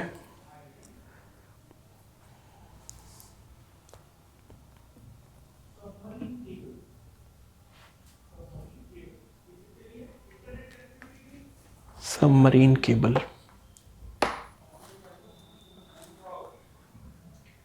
Sikkim is the India's only tax free state. क्या कौन सा टैक्स नहीं लगता? Offers complete income tax exemption under Article 37 to 371F. Residents enjoy unique financial benefits, fostering economic growth and investments while retaining its historical and legal privileges. Check करना पड़ेगा, शायद हो सकता है 371 में तो दे सकते हैं। इनकम टैक्स नहीं लगेगा ना, वो भी रेजिडेंट्स पे होता होगा, सिर्फ विदेशियों पे तो लगेगा। GST तो लगता ही होगा वो। हाँ हमारे वहाँ इनकम टैक्स नहीं है, आपका भी 371 में आता है। क्यों लगेगा? राइट, सो लिखते हैं इसमें we have multiple areas of cooperation. हमारा political cooperation is very very strong. Then उसके बाद वी हैव एनर्जी कोऑपरेशन। हमने बोला था भूटान के साथ वी हैव एनर्जी सरप्लस। हमने वहाँ बहुत मेजर डैम्स बनाए। मेजर मतलब we are made to the tune of 600-700 megawatt. Decently बड़ा होता है, 700 megawatt is a decent dam. तो फिर हम सारी बिजली वापस इंडिया में लेते हैं। And then we have cooperation on ecological conservation of Himalayan ecosystem. And then we have security cooperation also, because इसके बॉर्डर लगते हैं नॉर्थ ईस्ट इंडिया के साथ। तो पुराने जब, अब तो नहीं होता, खैर पहले होता था कि अरुणाचल और सिक्किम में जब insurgency was there, so they was taking the safe havens in Bhutan. तो भूटानी रॉयल भूटानी आर्मी के साथ हमने करके पूरा वहाँ पे इंसर्जेंसी न्यूट्रलाइज करने में Bhutan has done this cooperation. और ट्रेनिंग भी हम देते हैं भूटानी लोगों को। हाँ हाँ, मोनार्की है, कॉन्स्टिट्यूशनल डेमोक्रेटिक मोनार्की है, किंग है वहाँ पे। वहाँ पे सबसे ज्यादा टाइम से वही पे मतलब ये महाजनपद टाइम से क्या मोनार्की? हमारा रिपब्लिक वाली। रिपब्लिक नहीं है वो नहीं सर, वो क्या था, वेजी किंगडम वहीं पे था ना सर, शायद। महाजनपद के टाइम वेजी नहीं, इधर ही था। मतलब भूटान तक था कि नहीं था पता नहीं। लिच्छवी और लिच्छवी तो उसके वो थे ना। अरे छोड़ो छोड़ो, रहने दो जब तक है, हम आया डिस्कस करेंगे यार बस। और हमारा कोई फ्रिक्शन पॉइंट नहीं है भूटान के साथ, लकी थिंग इज। कि किंगुर पीएम काफी बार विजिट किया। हाँ मल्टीपल विजिट्स होते हैं, कई साल पिछली बार ही शायद अभी जस्ट रिसेंटली आए थे वो। मल्टीपल विजिट्स होते हैं उस पर, नहीं उसके टेली कम्युनिकेशन के लिए now we are signing an MOU. और डैम तो हम बनाते ही रहते हैं, कनेक्टिविटी का भी। आप वैसे ही समझ लीजिए, मतलब सब मिला ही हुआ है। उनका 70% बजट हम पे करते हैं, हाईएस्ट इंपोर्ट एक्सपोर्ट ये वो, ट्रेडिंग वेडिंग एफडीआई इन्वेस्टमेंट सब हम करते हैं, everything is done by us. वही open border is there, national treatment is there, आइए जाइए, वीजा भी नहीं लगेगा, आप इंडिया में काम भी कर लीजिए, आप सिविल सर्विसेज भी दे दीजिए, everything is given to you, बस आप वोट नहीं दे सकते। वही नेपाल वाले हिसाब किताब रखा है और इसमें हमारे को फ्रिक्शन पॉइंट नहीं है, बिकॉज कोई चाइना ही नहीं है तो फ्रिक्शन पॉइंट कहाँ से आएगा। एक जैसे टीटी of friendship we had Nepal, similarly हमारे पास भूटान में भी था, उसमें भी थोड़े था, जैसे नेपाल के साथ हमारे बुलिश चीज़ें रखी थी हमने, इसमें हमने बहुत बुलिश चीज़ें रखी थी, तो we have amended that thing also. 2007 में we have completely amended our friendship treaty with Bhutan. Nepal के साथ जानी क्यों नहीं करी, भूटान के साथ हमने फ्रेंडशिप ट्रीटी भी अमेंड करके हमने वो सारे उल्टे सीधे क्लॉजेस हटा दिए। यहाँ पे स्टेबिलिटी रही इसीलिए, हाँ वो भी है। और फिर नेपाल के साथ चाइना के ज्यादा बहुत वही मतलब नेपाल में चाइनीज इन्फ्लुएंसेस देयर, और फिर वहाँ पे एंटी इंडियन सेंटिमेंट पहले से भी रहता है। और इतने सारे लोगों के साथ आप बातें करोगे तो फिर आपस वाले लोगों को भी दिक्कत होती है। राजा के साथ आप एलीट से बातें कर रहे हो, राणा से भी बातें कर रहे हो, आप कम्युनिस्ट से भी बातें कर रहे हो। सो राइट डाउन भूटान, जिसमें ज़्यादा कुछ है ही नहीं लिखने का। First is areas of cooperation. हाँ हाँ, royal Bhutani army is there. Protection नहीं, आर्मी है उनकी, उनकी कैपेसिटी नहीं है बट वो देखते हैं, मतलब उसमें ट्रीटी ऑफ फ्रेंडशिप में है, अगर फ्यूचर एग्रेशन होगा तो we'll be one taking care. हाँ हाँ, उनको बचाने के लिए नहीं, हम अपने इंटरेस्ट के लिए गए थे। सिक्किम नहीं, पूरा ये काट देंगे उसी लिगरी कॉरिडोर, स्ट्रैटेजिक है बहुत ही, किसे बचाने नहीं गए हम। लेकिन ट्रीटी ऑफ फ्रेंडशिप में है, अगर फ्यूचर एग्रेशन होगा तो ये जॉइंट सिक्योरिटी वो है कि India will be taking care. Areas of cooperation,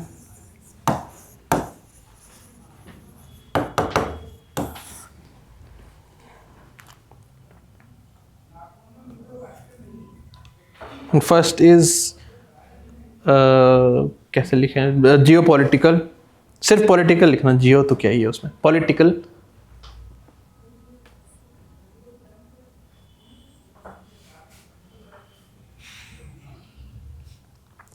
India and Bhutan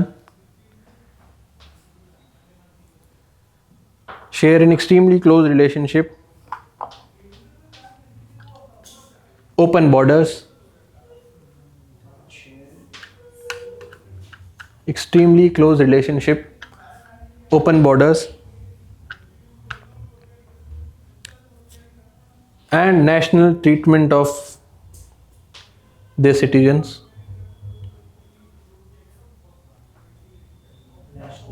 Treatment of their citizens.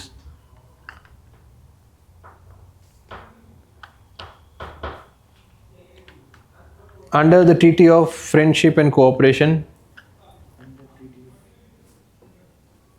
Friendship and Cooperation 1949.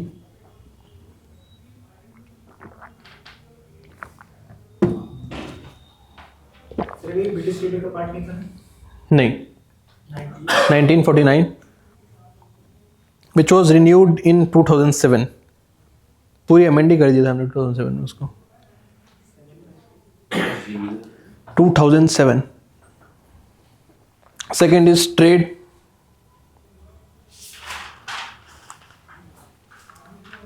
India is the largest trading partner, largest source for investment,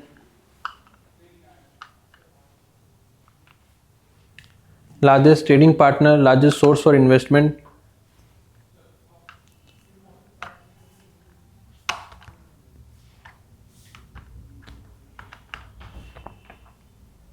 India has provided largest credit facility to Bhutan.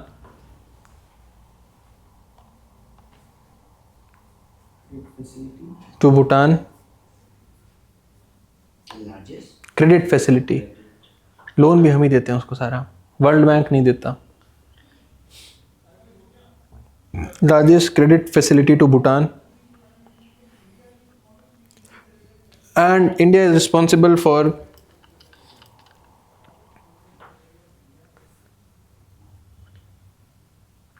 integration of technology in their economy. Integration of technology in their economy.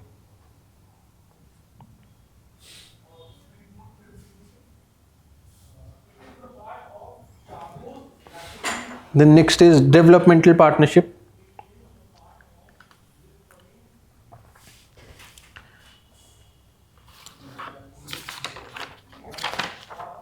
Developmental partnership.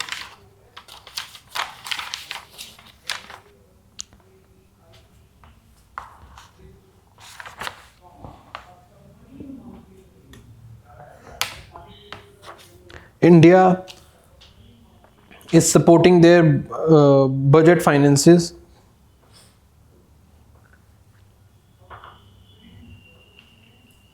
की proper figure नहीं मिल रही. And India has provided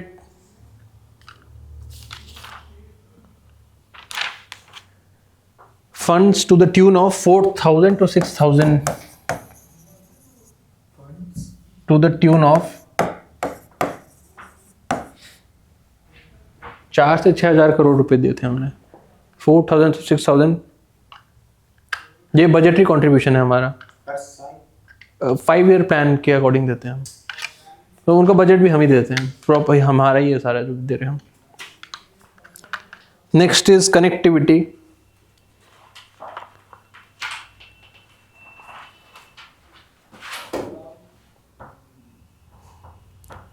Bhutan is planning to build an international city. ये थोड़ा याद रखना बस. गेलपू.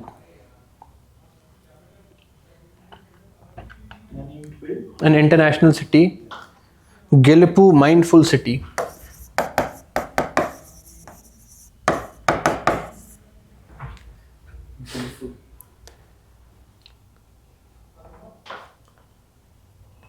Gelpu Mindful City,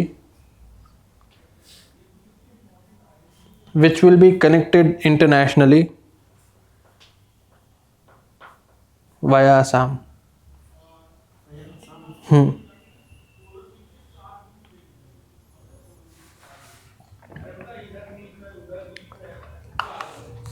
ऐसा है कि उनके स्टूडेंट यहाँ के फ्री में पढ़ते हैं. हाँ बिल्कुल सेम. हाँ बिल्कुल सेम है. भूटानी आपने उतने देखे नहीं होंगे क्योंकि उनकी पॉपुलेशन ही बहुत कम है.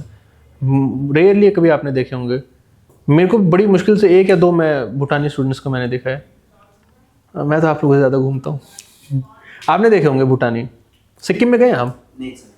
फिर कहाँ देखोगे? अरुणाचल में भी होंगे, बॉर्डर्स पे तो होंगे. नहीं स्टूडेंट जो यहाँ के पढ़ रहे हैं. अच्छा, ऐसा तो नहीं देखा होगा. सिक्किम में आई हैव सीन और असम में भी आई हैव सीन. बहुत बहुत रेयर है. नेपाली तो आपको हर जगह स्टूडेंट मिल जाएंगे. नेपाली स्टूडेंट तो दिल्ली में मिल जाएंगे आपको. मेरे फ्रेंड है सिक्किम का, उसके रिलेटिव है. अच्छा, उसके रिश्तेदार हैं वहाँ पे भूटान में. भूटान की पॉपुलेशन ही कितनी होगी? भूटान स्टेट वहाँ साओ में है शायद. साओ में है. साओ में भी मेरे को लगता है कोई भूटानी ही नहीं है. अफगानी और नेपाली दिखते हैं सारे. मेरा फ्रेंड था उसको पता. अच्छा, तो मतलब साओ में भी 1-2 ही हैं भूटानी. अरे यार, भूटान की आबादी कितनी है? 4-6 लाख होती होगी. मेरे को आइडिया नहीं, बहुत ही कम होगी उसकी आबादी. तो इतनी आबादी है तो फिर कितने स्टूडेंट होंगे, कितने फिर इंडिया आएंगे. अभी तो शांति से रह रहे हैं. Then the next is multilateral cooperation. 8 lakh से थोड़ी कम है. कुछ भी नहीं है. ये तो करोल बाग में रहते होंगे 8 लाख लोग. तो मल्टीलैटरल कोऑपरेशन. ज़्यादा ही रहते हैं.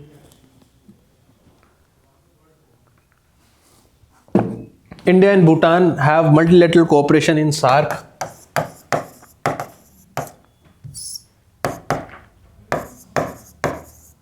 BIMSTEC, BBIN,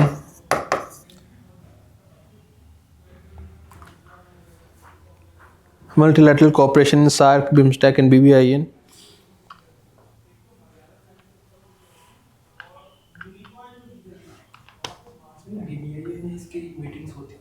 मीटिंग्स नहीं होती. ये BBIN में ये 4 नेशन है, Bhutan, Bangladesh, India, Nepal.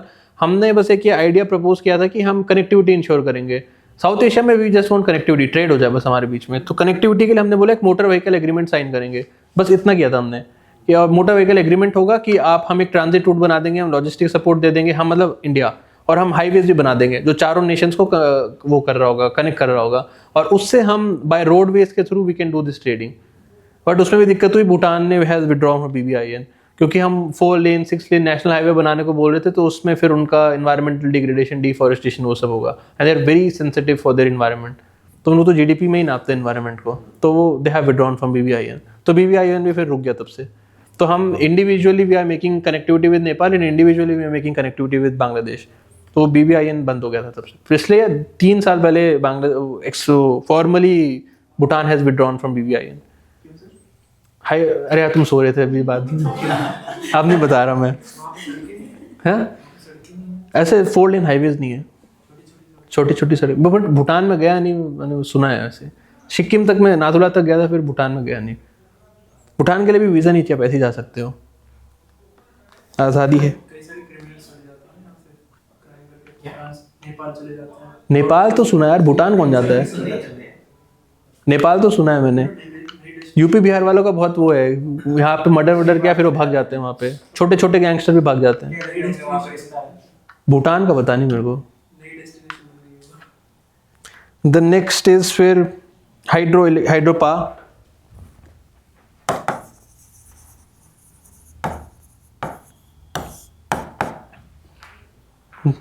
That's a very strong pillar for our relation. हम बहुत सारे डैम बनाते हैं, हम भूटान को भी बिजली देते हैं, और we are energy surplus thing. हम वहाँ से बहुत सिग्निफिकेंट अमाउंट ऑफ बिजली लेके भी आ रहे हैं, और फिर ये बिजली हम इवेंचुअली बांग्लादेश को भी दे रहे हैं, भूटान में जो हम बना रहे हैं। So that's a very strong pillar of cooperation. हाँ, मेजर नदी मानस नदी वहाँ पे फ्लो करती है। हाँ, और भी नदियाँ हैं बट वो उतनी मेजर नहीं है, और सारी इवेंचुअली आके 4 या 5 रिवर होती हैं, आपने पढ़ा होगा। हाँ, वो ब्रह्मपुत्र में आके मिलती है। एक वो है जिया भरेली को पहले क्या बोलते हैं, कामेंग रिवर इज देयर, और एक Diphu river is there. 4 river हैं ऐसे, उतनी मेजर भी नहीं, आपने सुनी नहीं होंगी। वो सारी इवेंचुअली ब्रह्मपुत्र में आके मिलती हैं। ये सब जो है सिक्किम में, भूटान में स्टार्ट हो रही है। Next is hydro power. India have constructed multiple large dams.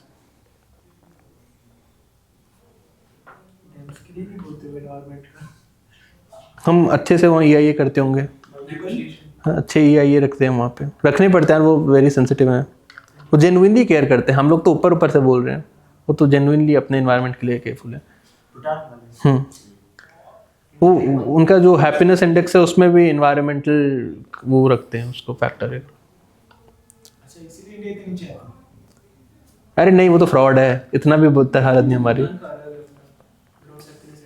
नहीं, जो UN वाला भी ग्रॉस हैप्पीनेस इंडेक्स है उसमें भी नीचे आते हैं हम, उसमें भी साउथ सुडान को टक्कर देते हैं हम सीधा। हाँ, बस साउथ सुडान है, साउथ सुडान होगा, एक सोमालिया होगा, उसके बाद हम हैं।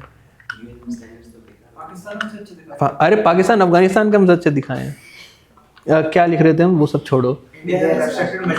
Multiple large hydro dams by which India is supplying electricity to its cities and even to other countries.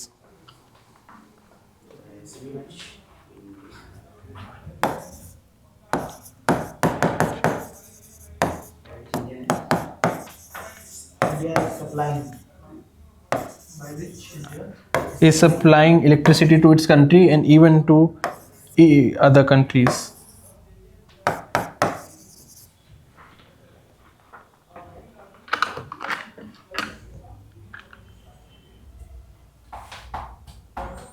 Right, ये 4 सबसे बड़े डैम्स हैं जो इंडिया ने बनाए भूटान में। ये सारे रिसेंट ही हैं, इनके नाम you are expected to remember. इसमें ताला बहुत फेमस है, चूका बहुत फेमस है, और मेक देचू बोलते हैं इसको शायद। ये this is the most recent one, ये 2022 में फंक्शनल हुआ है। इसकी कैपेसिटी ऑलमोस्ट इतनी है, अप्रॉक्सीमेटली 750 मेगावाट। ये बहुत डिसेंट है, 750 is a very decent dam, काफ़ी बड़ा है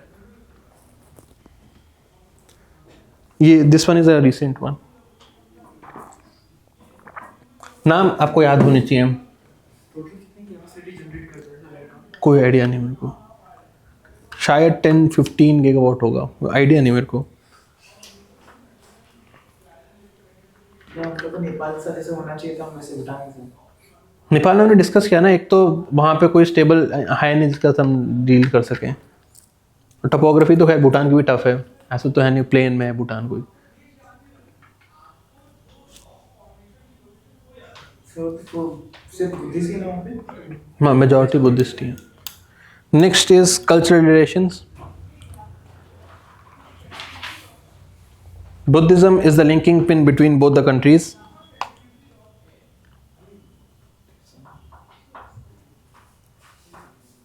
Is the linking pin between both the countries.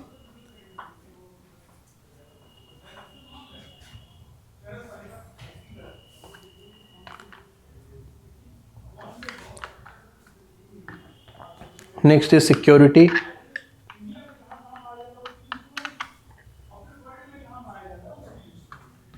आज सर जोश में आए। Next is security. Indian military training team, ये शायद IMA से जाते हैं, सो वहाँ पे परमानेंटली डिप्लॉयड हैं and they are responsible for training this royal Bhutani army. हम ही ट्रेन करते हैं। Indian military training team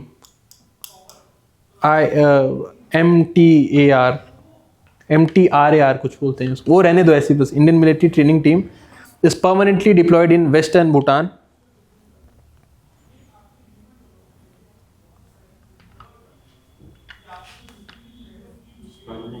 Deployed in Western Bhutan.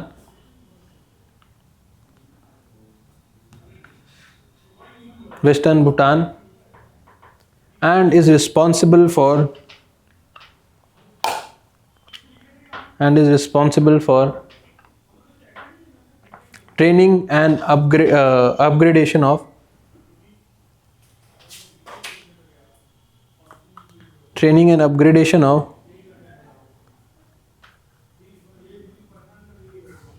Royal Bhutani Army.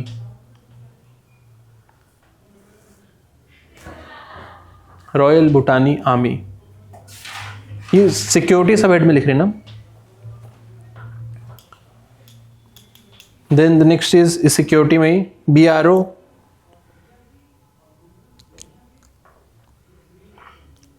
BRO has successfully developed multiple international roads along Bhutan.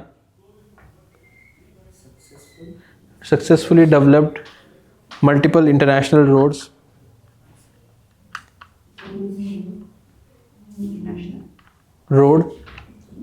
along Bhutan border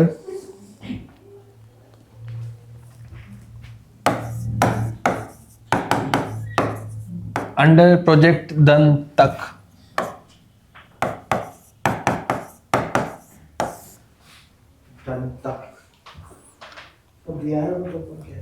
Belt and Road Organization, Border Road Organization. China घुस गया सबके मन में। Border road organisation ये उसके अंदर आता है, मिनिस्ट्री ऑफ डिफेंस के अंदर। जो बॉर्डर में जो रोड कंस्ट्रक्शन है वो हमारा मिनिस्ट्री ऑफ हाईवे नहीं करता, वो ये करते हैं। हाँ, पूरा आर्मी कॉप्स वाले, पूरे आर्मी कॉप्स वाले होते हैं इसमें। कि मिलिट्री ये कि स्पेसिफिकली इसमें इनमें ऑडिट में वो लगता है, इनका EI एग्जम्पशंस मिलता है इनको। EI के सारे एग्जम्पशन, EI होता है एनवायरमेंटल इम्पैक्ट असेसमेंट। आपको रोड बनाना है तो उसमें सबसे ज़्यादा रोना है एनवायरनमेंट का। आपको ये काटने पड़ेंगे, पेड़ काटने पड़ेंगे, लैंड एक्विजिशन होगा, ये होगा, ट्राइबल डिस्प्लेसमेंट होगा। EI पूरा एग्जम्प्टेड है, इसलिए BRO को दे रखा है। पूरा EI एग्जम्प्टेड है, पूरा ये ट्राइबल एग्जम्पशन मिला हुआ है, पूरा लैंड एक्विजिशन एग्जम्पशन मिला हुआ है। एंड क्योंकि नेशनल सिक्योरिटी और इंटरनेशनल ये security of India is important over there. तो और फिर इसलिए इसको BRO बनाता है। और इसमें पूरा एक पूरा टाइम लैग होता है कि इसमें you have to make this roads. और ये काफ़ी सक्सेसफुल है, मतलब टाइम बाउंड मैनर में successful border connectivity we are providing by BRO। सिर्फ बॉर्डर क्या कौन कौन से स्टेट्स हैं जो भूटान में लगते हैं? सिक्योरिटी लिख रहे तो यहीं पे लिख लेते हैं। सिक्किम, असम एंड अरुणाचल और वेस्ट बंगाल, याद रखिएगा। वेस्ट बंगाल के सारे बॉर्डर्स लगते हैं। West Bengal has a border with Bangladesh, Nepal and Bhutan. 4 states हैं जिनके बॉर्डर्स लगते हैं भूटान के साथ। हाँ हाँ, नेपाल में लिखा था हमने, ये सब आप लिख लिया करें। ये 4 स्टेट्स हैं दैट हैव बॉर्डर। सिक्योरिटी लिख रहे थे तो उसी में आप ये लिख दीजिए।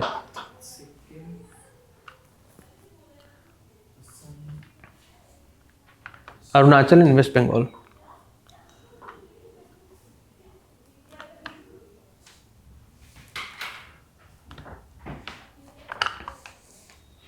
अब तो नहीं होता, पहले वी हैव अरुणाचल में और सिक्किम में इंसर्जेंसी थी, अब नहीं है। अरुणाचल में तो कितनी 5 या 6 पुलिस स्टेशन बचे होंगे जिसमें आर्मी इज डिप्लॉयड। सो जहाँ पे बॉर्डर्स लगता था भूटान के साथ, तो वहाँ पे Bhutan was cooperating in checking insecure insurgency जो नॉर्थ ईस्ट में होती थी। एक जमाना था जब पूरे नॉर्थ ईस्ट के हर स्टेट में इंसर्जेंसी थी। वो जब सिक्योरिटी में डिस्कस करेंगे, मतलब लोकल टाइप लड़ाई करते थे। तो अभी रिसेंट तक है यार, 2008-9 तक था ये अरुणाचल में, तो अभी तक था 2014-15 तक। देन भूटान के साथ कोऑपरेशन किया हमने, और ये जो इंसर्जेंट यही सेम काम करते थे, इंडिया में मार के भूटान भाग जाते थे। एक सेफ हेवन या फिर अपने वो शेल्टर्स बनाते थे अलॉन्ग द बॉर्डर्स या भूटान के साइड। सो भूटानी आर्मी ने बहुत कोऑपरेट किया था। फिर वहाँ से वो मार्च करते थे, यहाँ से इंडियन आर्मी मार्च करते थे। फिर जितने भी इनके हाइड आउट्स हैं, सेफ हेवन से, सारे न्यूट्रलाइज किए। एंड भूटान का भी वो cooperation was very great in ensuring कि अरुणाचल पे और सिक्किम में this insurgency can be checked. कोई मैन मेड बॉर्डर नहीं है ना दोनों कंट्री में, भूटान और म्यांमार बॉर्डर मैन मेड, मतलब कोई फेंसिंग टाइप। अरे ओपन बॉर्डर्स हैं, अभी तो बोला आओ जाओ जो करना है करो। बॉर्डर नहीं है हमारी उनके साथ। गलत अच्छी है। तो एक लाइन में लिख लीजिए, अब तो खैर वो खत्म हो गया। भूटान के साथ क्या दिक्कत वो अच्छे लोग हैं, उनके साथ बॉर्डर होनी चाहिए। 7 लाख लोग हैं वहाँ से, कौन जाएगा बेचारा? कुछ नहीं बोल रहा। अरे यहाँ के लोग जाएंगे वहाँ परेशान करने। हाँ, सो इसमें राइट डाउन भूटान, सिक्योरिटी में। हाँ सिक्योरिटी में Bhutan cooperated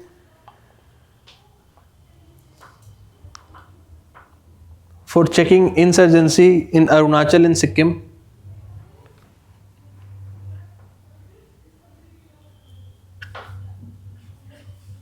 Insurgency in Arunachal and Sikkim along their border with Bhutan.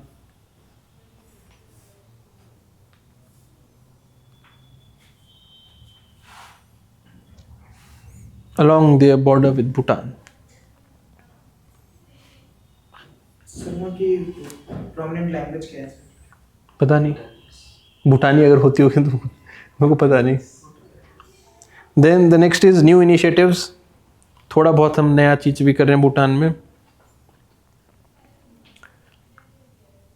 वही इसरो एक डेडिकेटेड रिमोट सेंसिंग सैटेलाइट बनाता है, फिर वहाँ पे हम टेलीकम्युनिकेशन इंश्योर कर रहे हैं। देन ये जो UPIN भीम है, ये हम डिजिटल जो इंफ्रास्ट्रक्चर है, डिजिटल इकोनॉमिक इंफ्रास्ट्रक्चर, ये भी हम इंश्योर करते हैं भूटान में। हम ही सारे इंश्योर करते हैं। जो है ऑप्टिकल फाइबर नहीं है वहाँ पे, हमने ब्रॉडबैंड हमने दिया है, ऑप्टिकल फाइबर नहीं बना रखा वहाँ। सो न्यू इनिशिएटिव्स में रुपे एंड भीम has been launch in Bhutan. उनके यूज के लिए। हाँ, हाँ तो उनके यूज़ के लिए, वो थोड़ी बना पाएंगे यार। हमारे टूरिस्ट के लिए। नहीं नहीं नहीं, वो रुपीज़ एक्सेप्ट करते हैं। टूरिस्ट उतने भी नहीं जाते होंगे, नहीं जाते हैं, उतने भी नहीं जाते होंगे कि वो लगाना ही पड़ जाए। has been launched. अरे ठीक है, कोई बात नहीं। मतलब पढ़ के आते हैं तो बोल रहे हैं। रुपे एंड भीम has been launch in Bhutan to ensure digital banking transactions.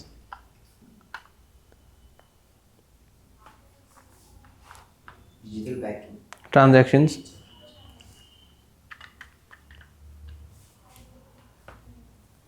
Next is ISRO and Bhutan have successfully launched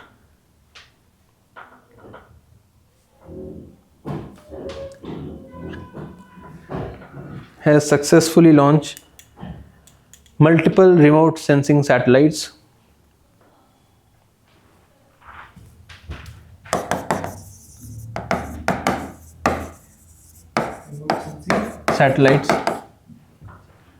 यार ये किसी भी रंग से लिखता है। India Bhutan sat, India Bhutan से। Remote sensing satellite like India Bhutan sat. नाम है इसका। सैट मतलब सैटेलाइट, इंडिया भूटान में वो काम करेगी। रिमोट सेंसिंग तो समझते होंगे आप लोग क्या होता है? पोलर ऑर्बिट में रहती है। नहीं तो मतलब होता क्या है? मैपिंग के लिए। मैपिंग के लिए जनरली जो मतलब नेविगेशन ऊपर से वेदर पैटर्न्स। हाँ मतलब ये सब देखने के लिए मैपिंग मत बोलिएगा, क्योंकि नेविगेशन और मैपिंग वाला जो है जनरली इसमें मतलब पोलर सैटेलाइट्स भी होती हैं, वो भी होती हैं, जियो सिंक्रोनस जियो स्टेशनरी सैटेलाइट्स भी होती हैं। हाँ नेविगेशन और मैपिंग दोनों के लिए। ये जो रिमोट सेंसिंग सैटेलाइट्स हैं ये प्योरली फोटो खींचने के लिए, ऑब्जर्व करने के लिए, वेदर पैटर्न ऑब्जर्व करने के लिए, फिर आपका ड्रेनेज सिस्टम ये वो, then weather forecasting, disaster management, urban planning, ये सब मेंटेन करता है।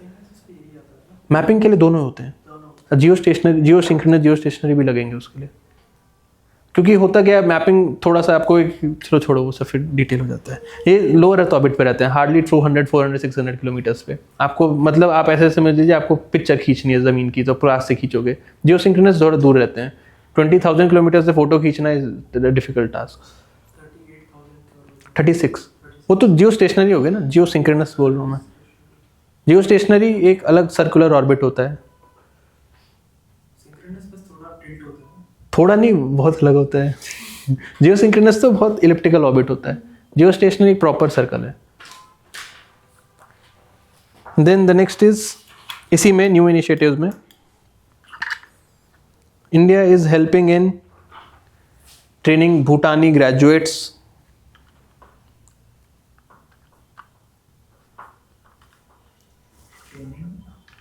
is helping in training Bhutani graduates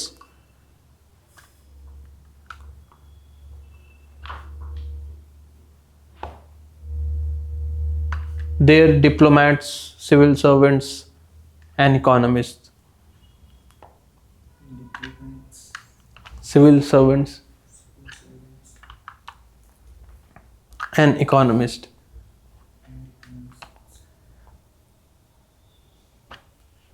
अब जाते हैं कि नहीं पता नहीं, पहले आईएमए में भी this Bhutani force royal army के भी ऑफिसर्स जाते थे ट्रेनिंग के लिए, अब का मेरे को श्योर नहीं।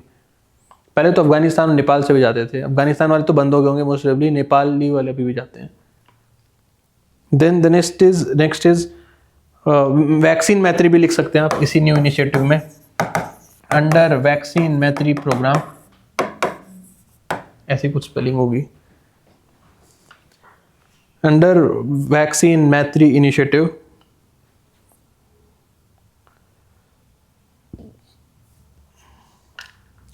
India have provided almost 1 million vaccine doses.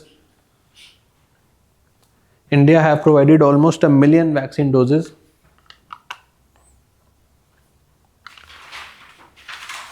to Bhutan.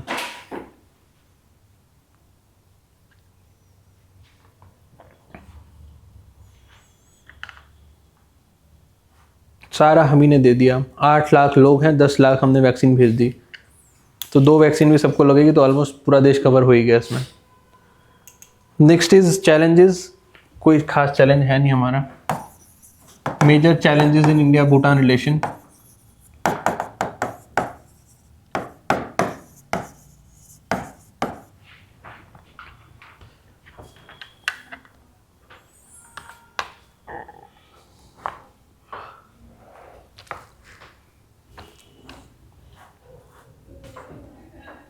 Challenge में वो बोल सकते थे most prominent is Chinese presence.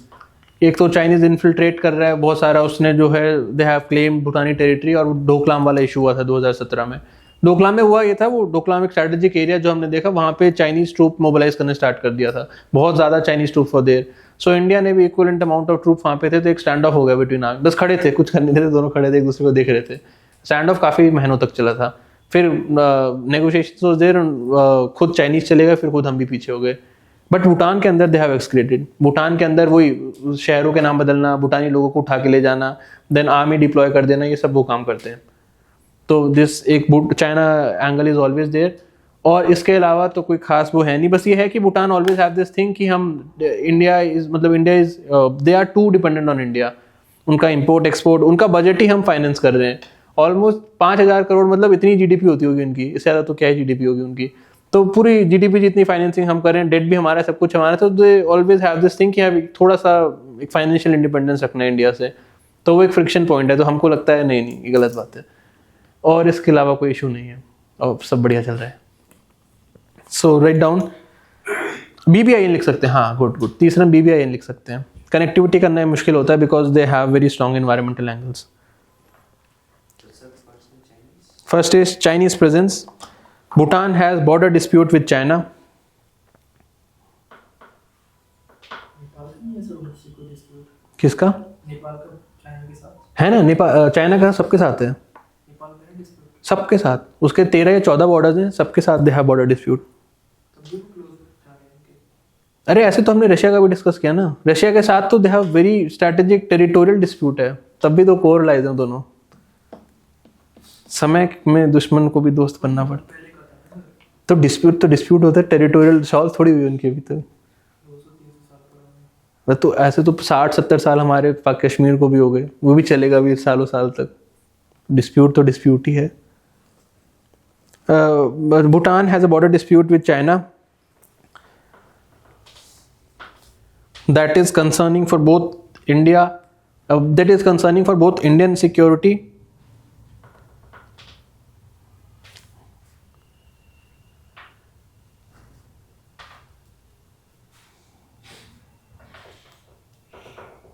and Bhutani security.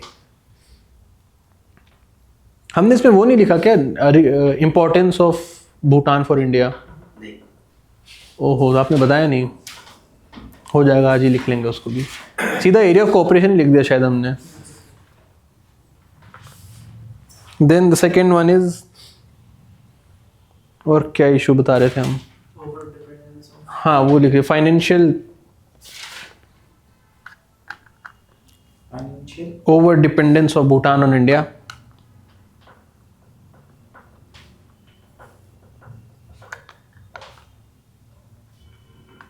Financial over-dependence of Bhutan on India and inclination of Bhutan to have financial autonomy.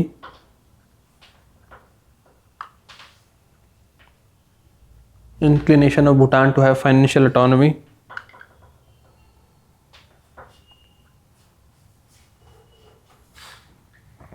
And the next one is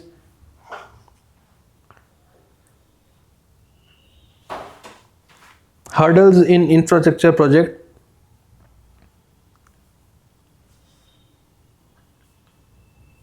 Because of environmental concerns of Bhutan.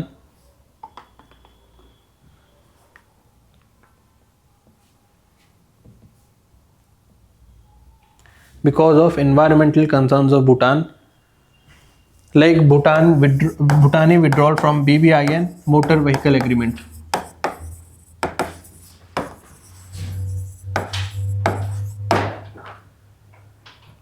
Like Bhutani withdrawal from BBIN motor vehicle agreement.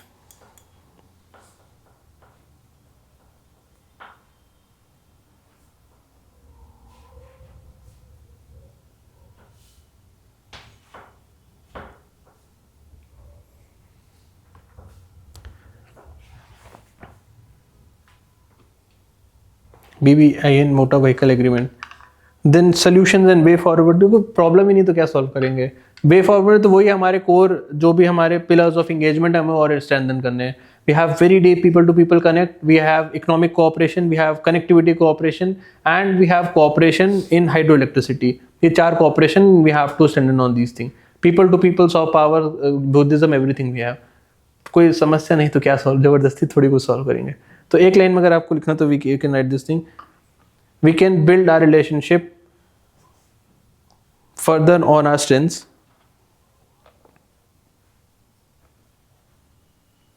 we can build our relationship further on our strength, like people to people, shared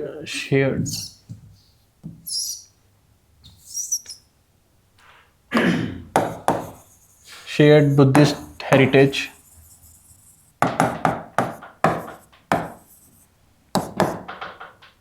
economic cooperation,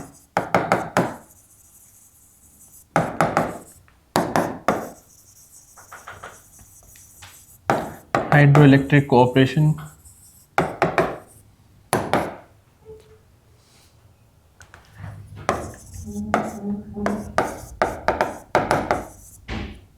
connectivity and infrastructure development.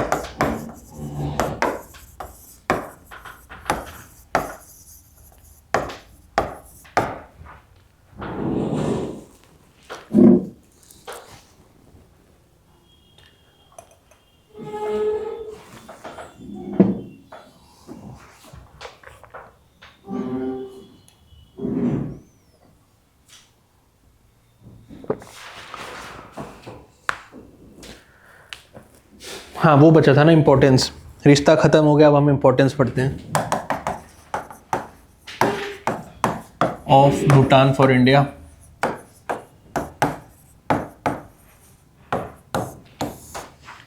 Sorry भूल गए थे तो last में लिखने इसको। क्या क्या है आप ही बता दीजिए अब तो। क्या स्ट्रैटेजिक इंपॉर्टेंस है? चाइना को काउंटर करने के चाइना को काउंटर करने के लिए वही बफर स्टेट एंड चाइना और इंडिया के बीच में पड़ता है strategic importance. And hydro power, economic में भी है हाइड्रो पावर कोऑपरेशन, बिजली लेते हैं हम उनसे। हेरिटेज, ठीक है, cultural people to people connect, heritage sharing है। और साउथ एशिया हाँ वो हर किसी में चेप दो आप। छोटा नेशन है और फिर इंडिया का इसमें यूएन, अगर यूएन इसको रिकॉग्नाइज करता है तो उसमें हमें वोट भी मिलेगा। साउथ एशिया में वी कैन ऑल्सो इंश्योर कि इंडिया का रोल हो, और लीडरशिप के लिए भी एक वेरी वेरी क्लोज वाला एक लौता ही है हमारा आज के ज़माने में। तो ये आप हर चीज़ में चेप सकते हो। साउथ एशिया के जितने भी छोटे नेशन है everywhere you have to write this thing. So right down. Insurgency में लिखना है। अब तो ख़त्म हो गई, अब तो पूरा ही ख़त्म हो गया। अब तो ये भी नहीं है कि वहाँ से कोई लीगल ट्रेड हो रहा है, वहाँ पे मनी ह्यूमन ट्रैफिकिंग हो रही है, कुछ भी नहीं होता। तो क्यों मतलब हो ही नहीं रहा तो लिख सकते हैं मिलिट्री कोऑपरेशन वगैरह। कोई एक्सरसाइज करते हैं सर उनके साथ? नहीं, एक्सरसाइज नहीं होता। मतलब होता होगा, मैंने सुना नहीं। होता तो होगा, ऐसे कैसे होगा? कोई प्रोमिनेंट नहीं है। अभी our prime minister has been awarded highest civilian honour also. आधी दुनिया का मिल चुका है उनको। जहाँ जाते हैं तो वहीं दे देते हैं। अब तो बहरीन का भी मिल गया, टर्की का भी मिल चुका है शायद, और पाकिस्तान का बचा है, किस दिन वो भी दे देंगे लग रहा है। मलेशिया का भी शायद मिला है, वो नहीं मिला तो शायद मिला है। टर्की का तो मिल गया, मुझे ध्यान है। और वेस्ट एशिया में भी सारी कंट्री का, जॉर्डन के साथ भी do not have very good relation, Jordan का भी मिला हुआ है। इजिप्ट के साथ तो वी हैव डीप रिलेशंस। बाकी रशिया, चाइना, ये उन सबको तो मिला है। यूएस का नहीं मिला, यूएस का भी नहीं मिला है। सेकंड ऑर्डर सेकंड हाईएस्ट उनका वो फ्रीडम करके कुछ है, वो नहीं देंगे वो। अब वही चला रहा है आधी सरकार उनकी। हाँ, so right down importance of Bhutan for India. First is geostrategic importance.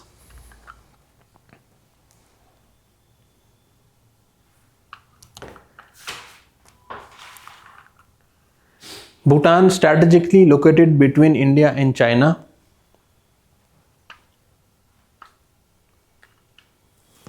Strategically located between India and China.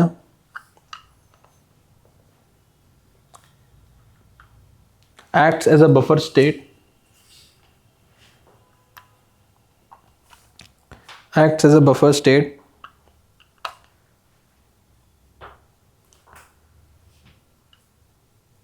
And is extremely important for India's national security.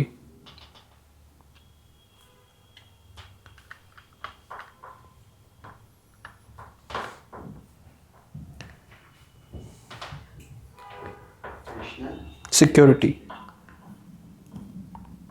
Second is economic significance.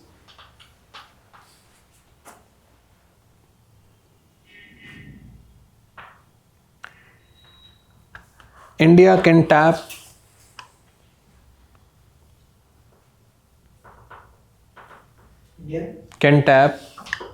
on Bhutan's hydroelectric potential.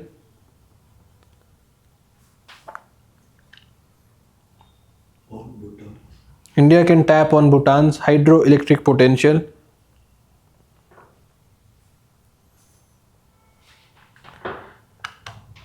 for domestic energy requirement.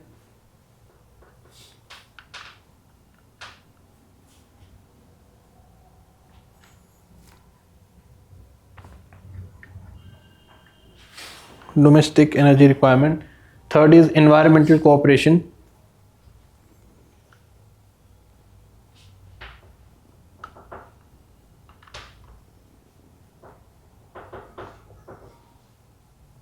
Environmental cooperation for conservation of rich biodiversity of Himalayan ecosystem.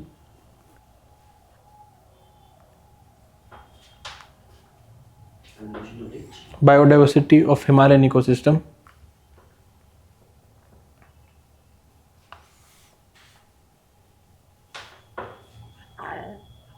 Rich biodiversity of Himalayan ecosystem and mitigate negative repercussions of climate change. and mitigate negative repercussions of climate change.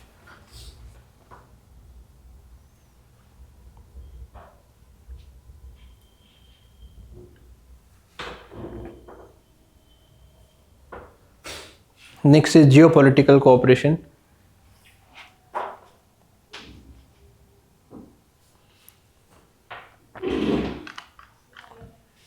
Geopolitical cooperation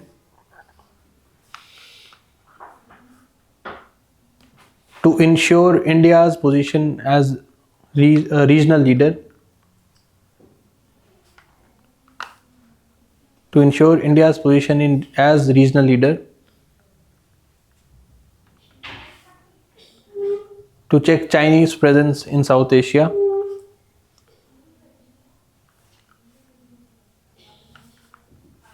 To check Chinese presence in South Asia.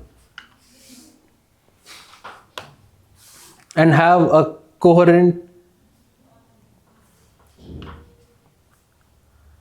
regional groups like SAARC and BIMSTEC. Regional groups. Groups में grouping लिखना, regional groupings, coherent regional groupings like SAARC and BIMSTEC.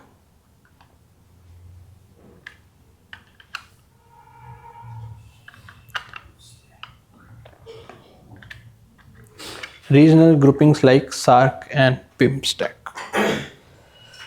आप cultural बोल रहे थे ना, वो भी एक लाइन में लिख लो. Cultural cooperation.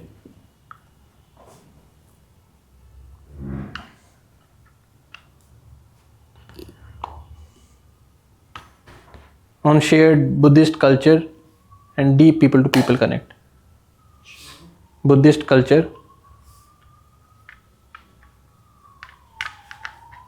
and deep people-to-people connect.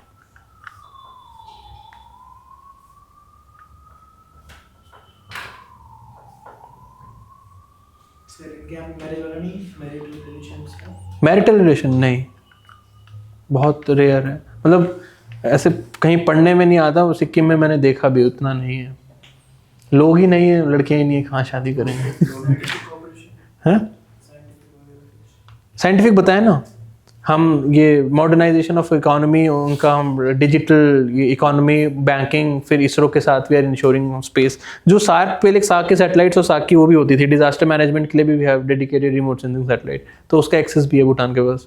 अब तो सार्क ही बंद हो गया तो कुछ नहीं हो पा रहा. नहीं, इतना प्रोमिनेंट पढ़ने में नहीं आया.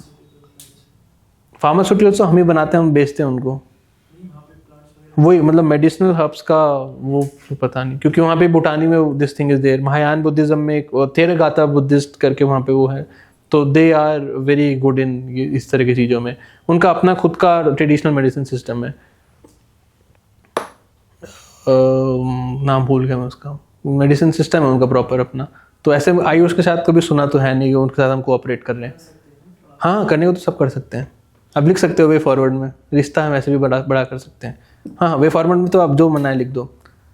हाँ, वो बताइए, वो हम डिस्कस कर रहे थे ना, कौन सा ऐसे वो है जिसमें यूनियन, स्टेट और कंकरेंट लिस्ट में भी लॉ बनाता है. इंटरनेशनल वाला हम डिस्कस कर रहे थे. यूनियन के पास कॉन्स्टिट्यूशन में लिखा हुआ है पावर्स हैं कि वो स्टेट और कंकरेंट लिस्ट के सब्जेक्ट्स में भी लॉ बना सकता है if there is an international agreement to respect. कोई ढूंढ के नहीं लाया. कहाँ लिखा है? वही तो था होमवर्क, आपको ढूंढ के लाना है कॉन्स्टिट्यूशन में. हाँ, क्या मिला आपको? हाँ, कहाँ, कौन? अरे पूरा बताओ ना. एक्ट है, कॉन्स्टिट्यूशन में लिखा हुआ है.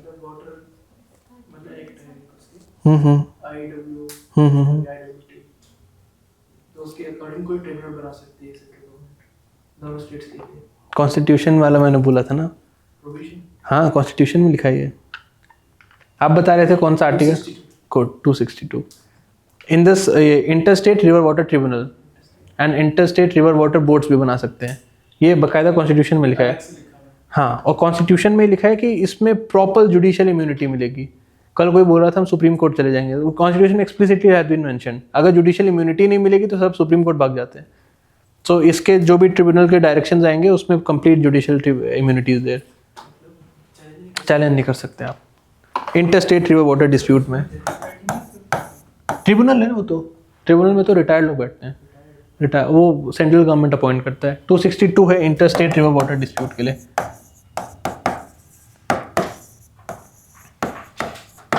एक पूरा एक्ट हमारे पास, inter state river water tribunal act. वो कोई ढूंढ के नहीं लाया, सेंटर का लॉ बना सकता है।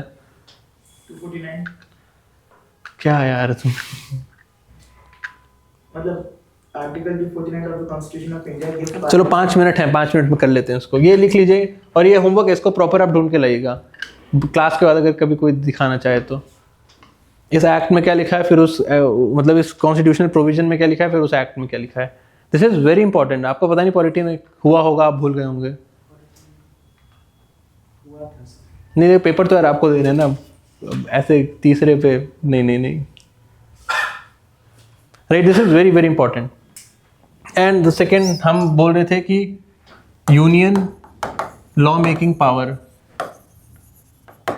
5 मिनट में हो जाना चाहिए। एक तो 246 जो आप कह रहे थे, 246 में तो एक्सप्लिसिटली लिखा है कि 3 हमारे वो होंगी, लिस्ट होंगी 7th शेड्यूल के अंदर, और अंडर दिस 3 लिस्ट वो union list, state list, concurrent list वाला होगा। ये 246 में लिखा है। ऐसे हमने बोला है कि लेजिस्लेटिव पावर हमने डिस्ट्रीब्यूट करी है, ये तो आपने बचपन में पढ़ा होगा। तो 248 में फिर लिखा है कि जो भी रेसिड्यूरी पावर्स होंगी, यहीं से स्टार्ट कर दिया कि वो हम यूनियन को दे देंगे।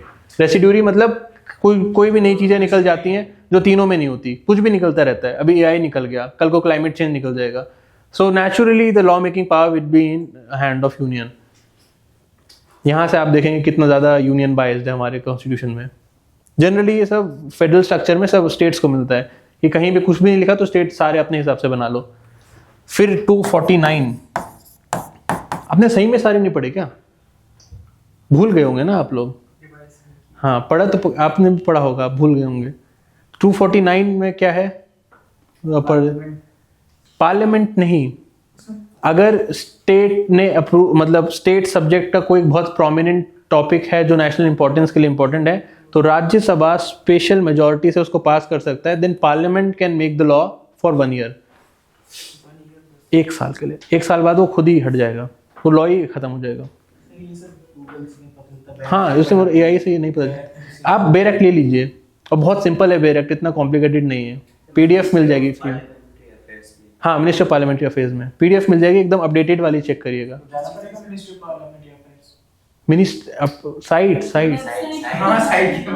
साइट पे जाना पड़ेगा वहाँ से डाउनलोड करनी पड़ेगी, फ्री में मिलता है कॉन्स्टिट्यूशन वहाँ पे।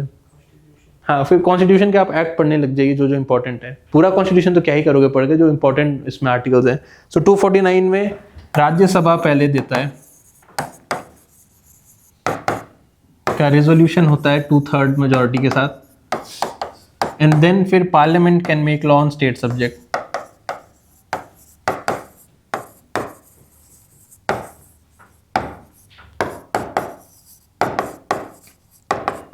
सिर्फ 1 ईयर के लिए, 1 साल बाद वो खुद ही हट जाएगा। लेकिन फिर वो आर्टिकल कौन सा जिसमें आ रहे ना धीरे धीरे?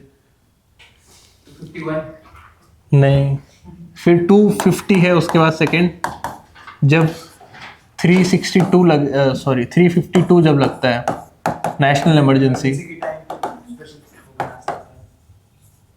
Then also parliament can make laws on state list.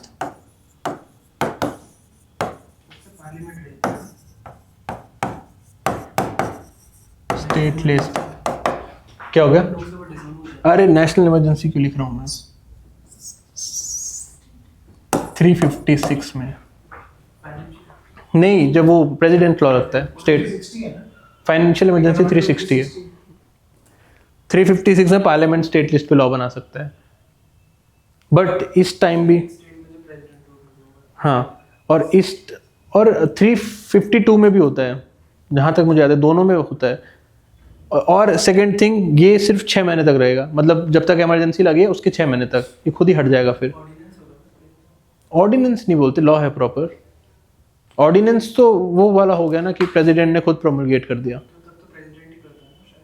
कब? स्टेट जब प्रेसिडेंट रूल लग जाता है नहीं, पार्लियामेंट लॉ बना सकता है, मतलब पास कर सकता है इसे। ये रहेगा सिर्फ 6 महीने तक, पोस्ट 6 months ऑफ इमरजेंसी, फिर ये खुद हट जाएगा। फिर एक है 252 सुपर पावर है, ये कभी यूज नहीं हुआ आज तक, बाकी सब तो होते रहते हैं यूज।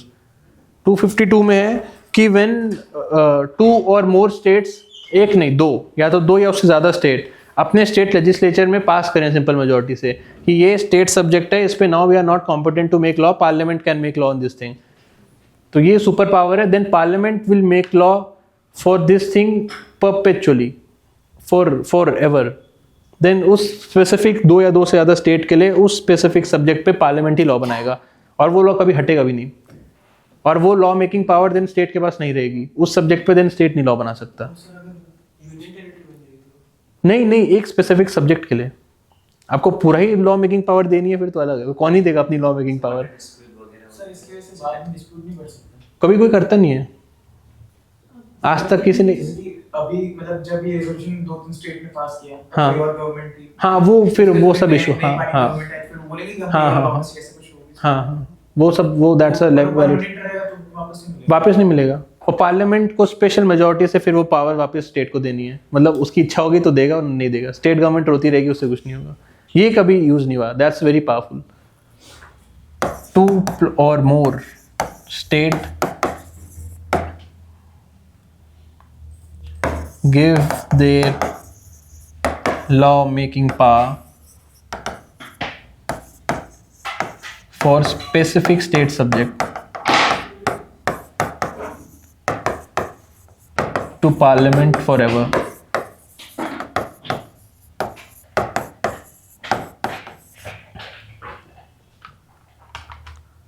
कोई एग्जांपल है इसका? ना, कभी यूज नहीं हुआ। क्यों यूज करेगा कोई ये? बाकी सारे यूज होते हैं। 249 के अंदर बहुत सारे लॉ बनाए पार्लियामेंट ने। 250 तो बनाता ही रहता है, कभी भी इमरजेंसी लगती है पार्लियामेंट बनाता रहता है लॉ। और एक जो बड़ा ही यूनिक है 253, यह आपने नहीं सुना होगा। इसमें है कि if there is an international agreement to respect, then parliament can make laws, union government can also administer on the subject that are on the state list if we have an international agreement to respect, and उसमें state का concurrence नहीं चाहिए, तो that is valid। state law पे भी हम state subject पे भी बना सकते हैं, कानून भी बना सकते हैं international law के लिए। नहीं, वो तो उस concurrence से लिया था, तब तो state बटे भी नहीं थे शायद उतने। तीसरा वाला इसके अंदर साइन हो सकता है। हाँ, वो तीसरा वाले इसके अंदर साइन कर सकते थे। To respect international obligations।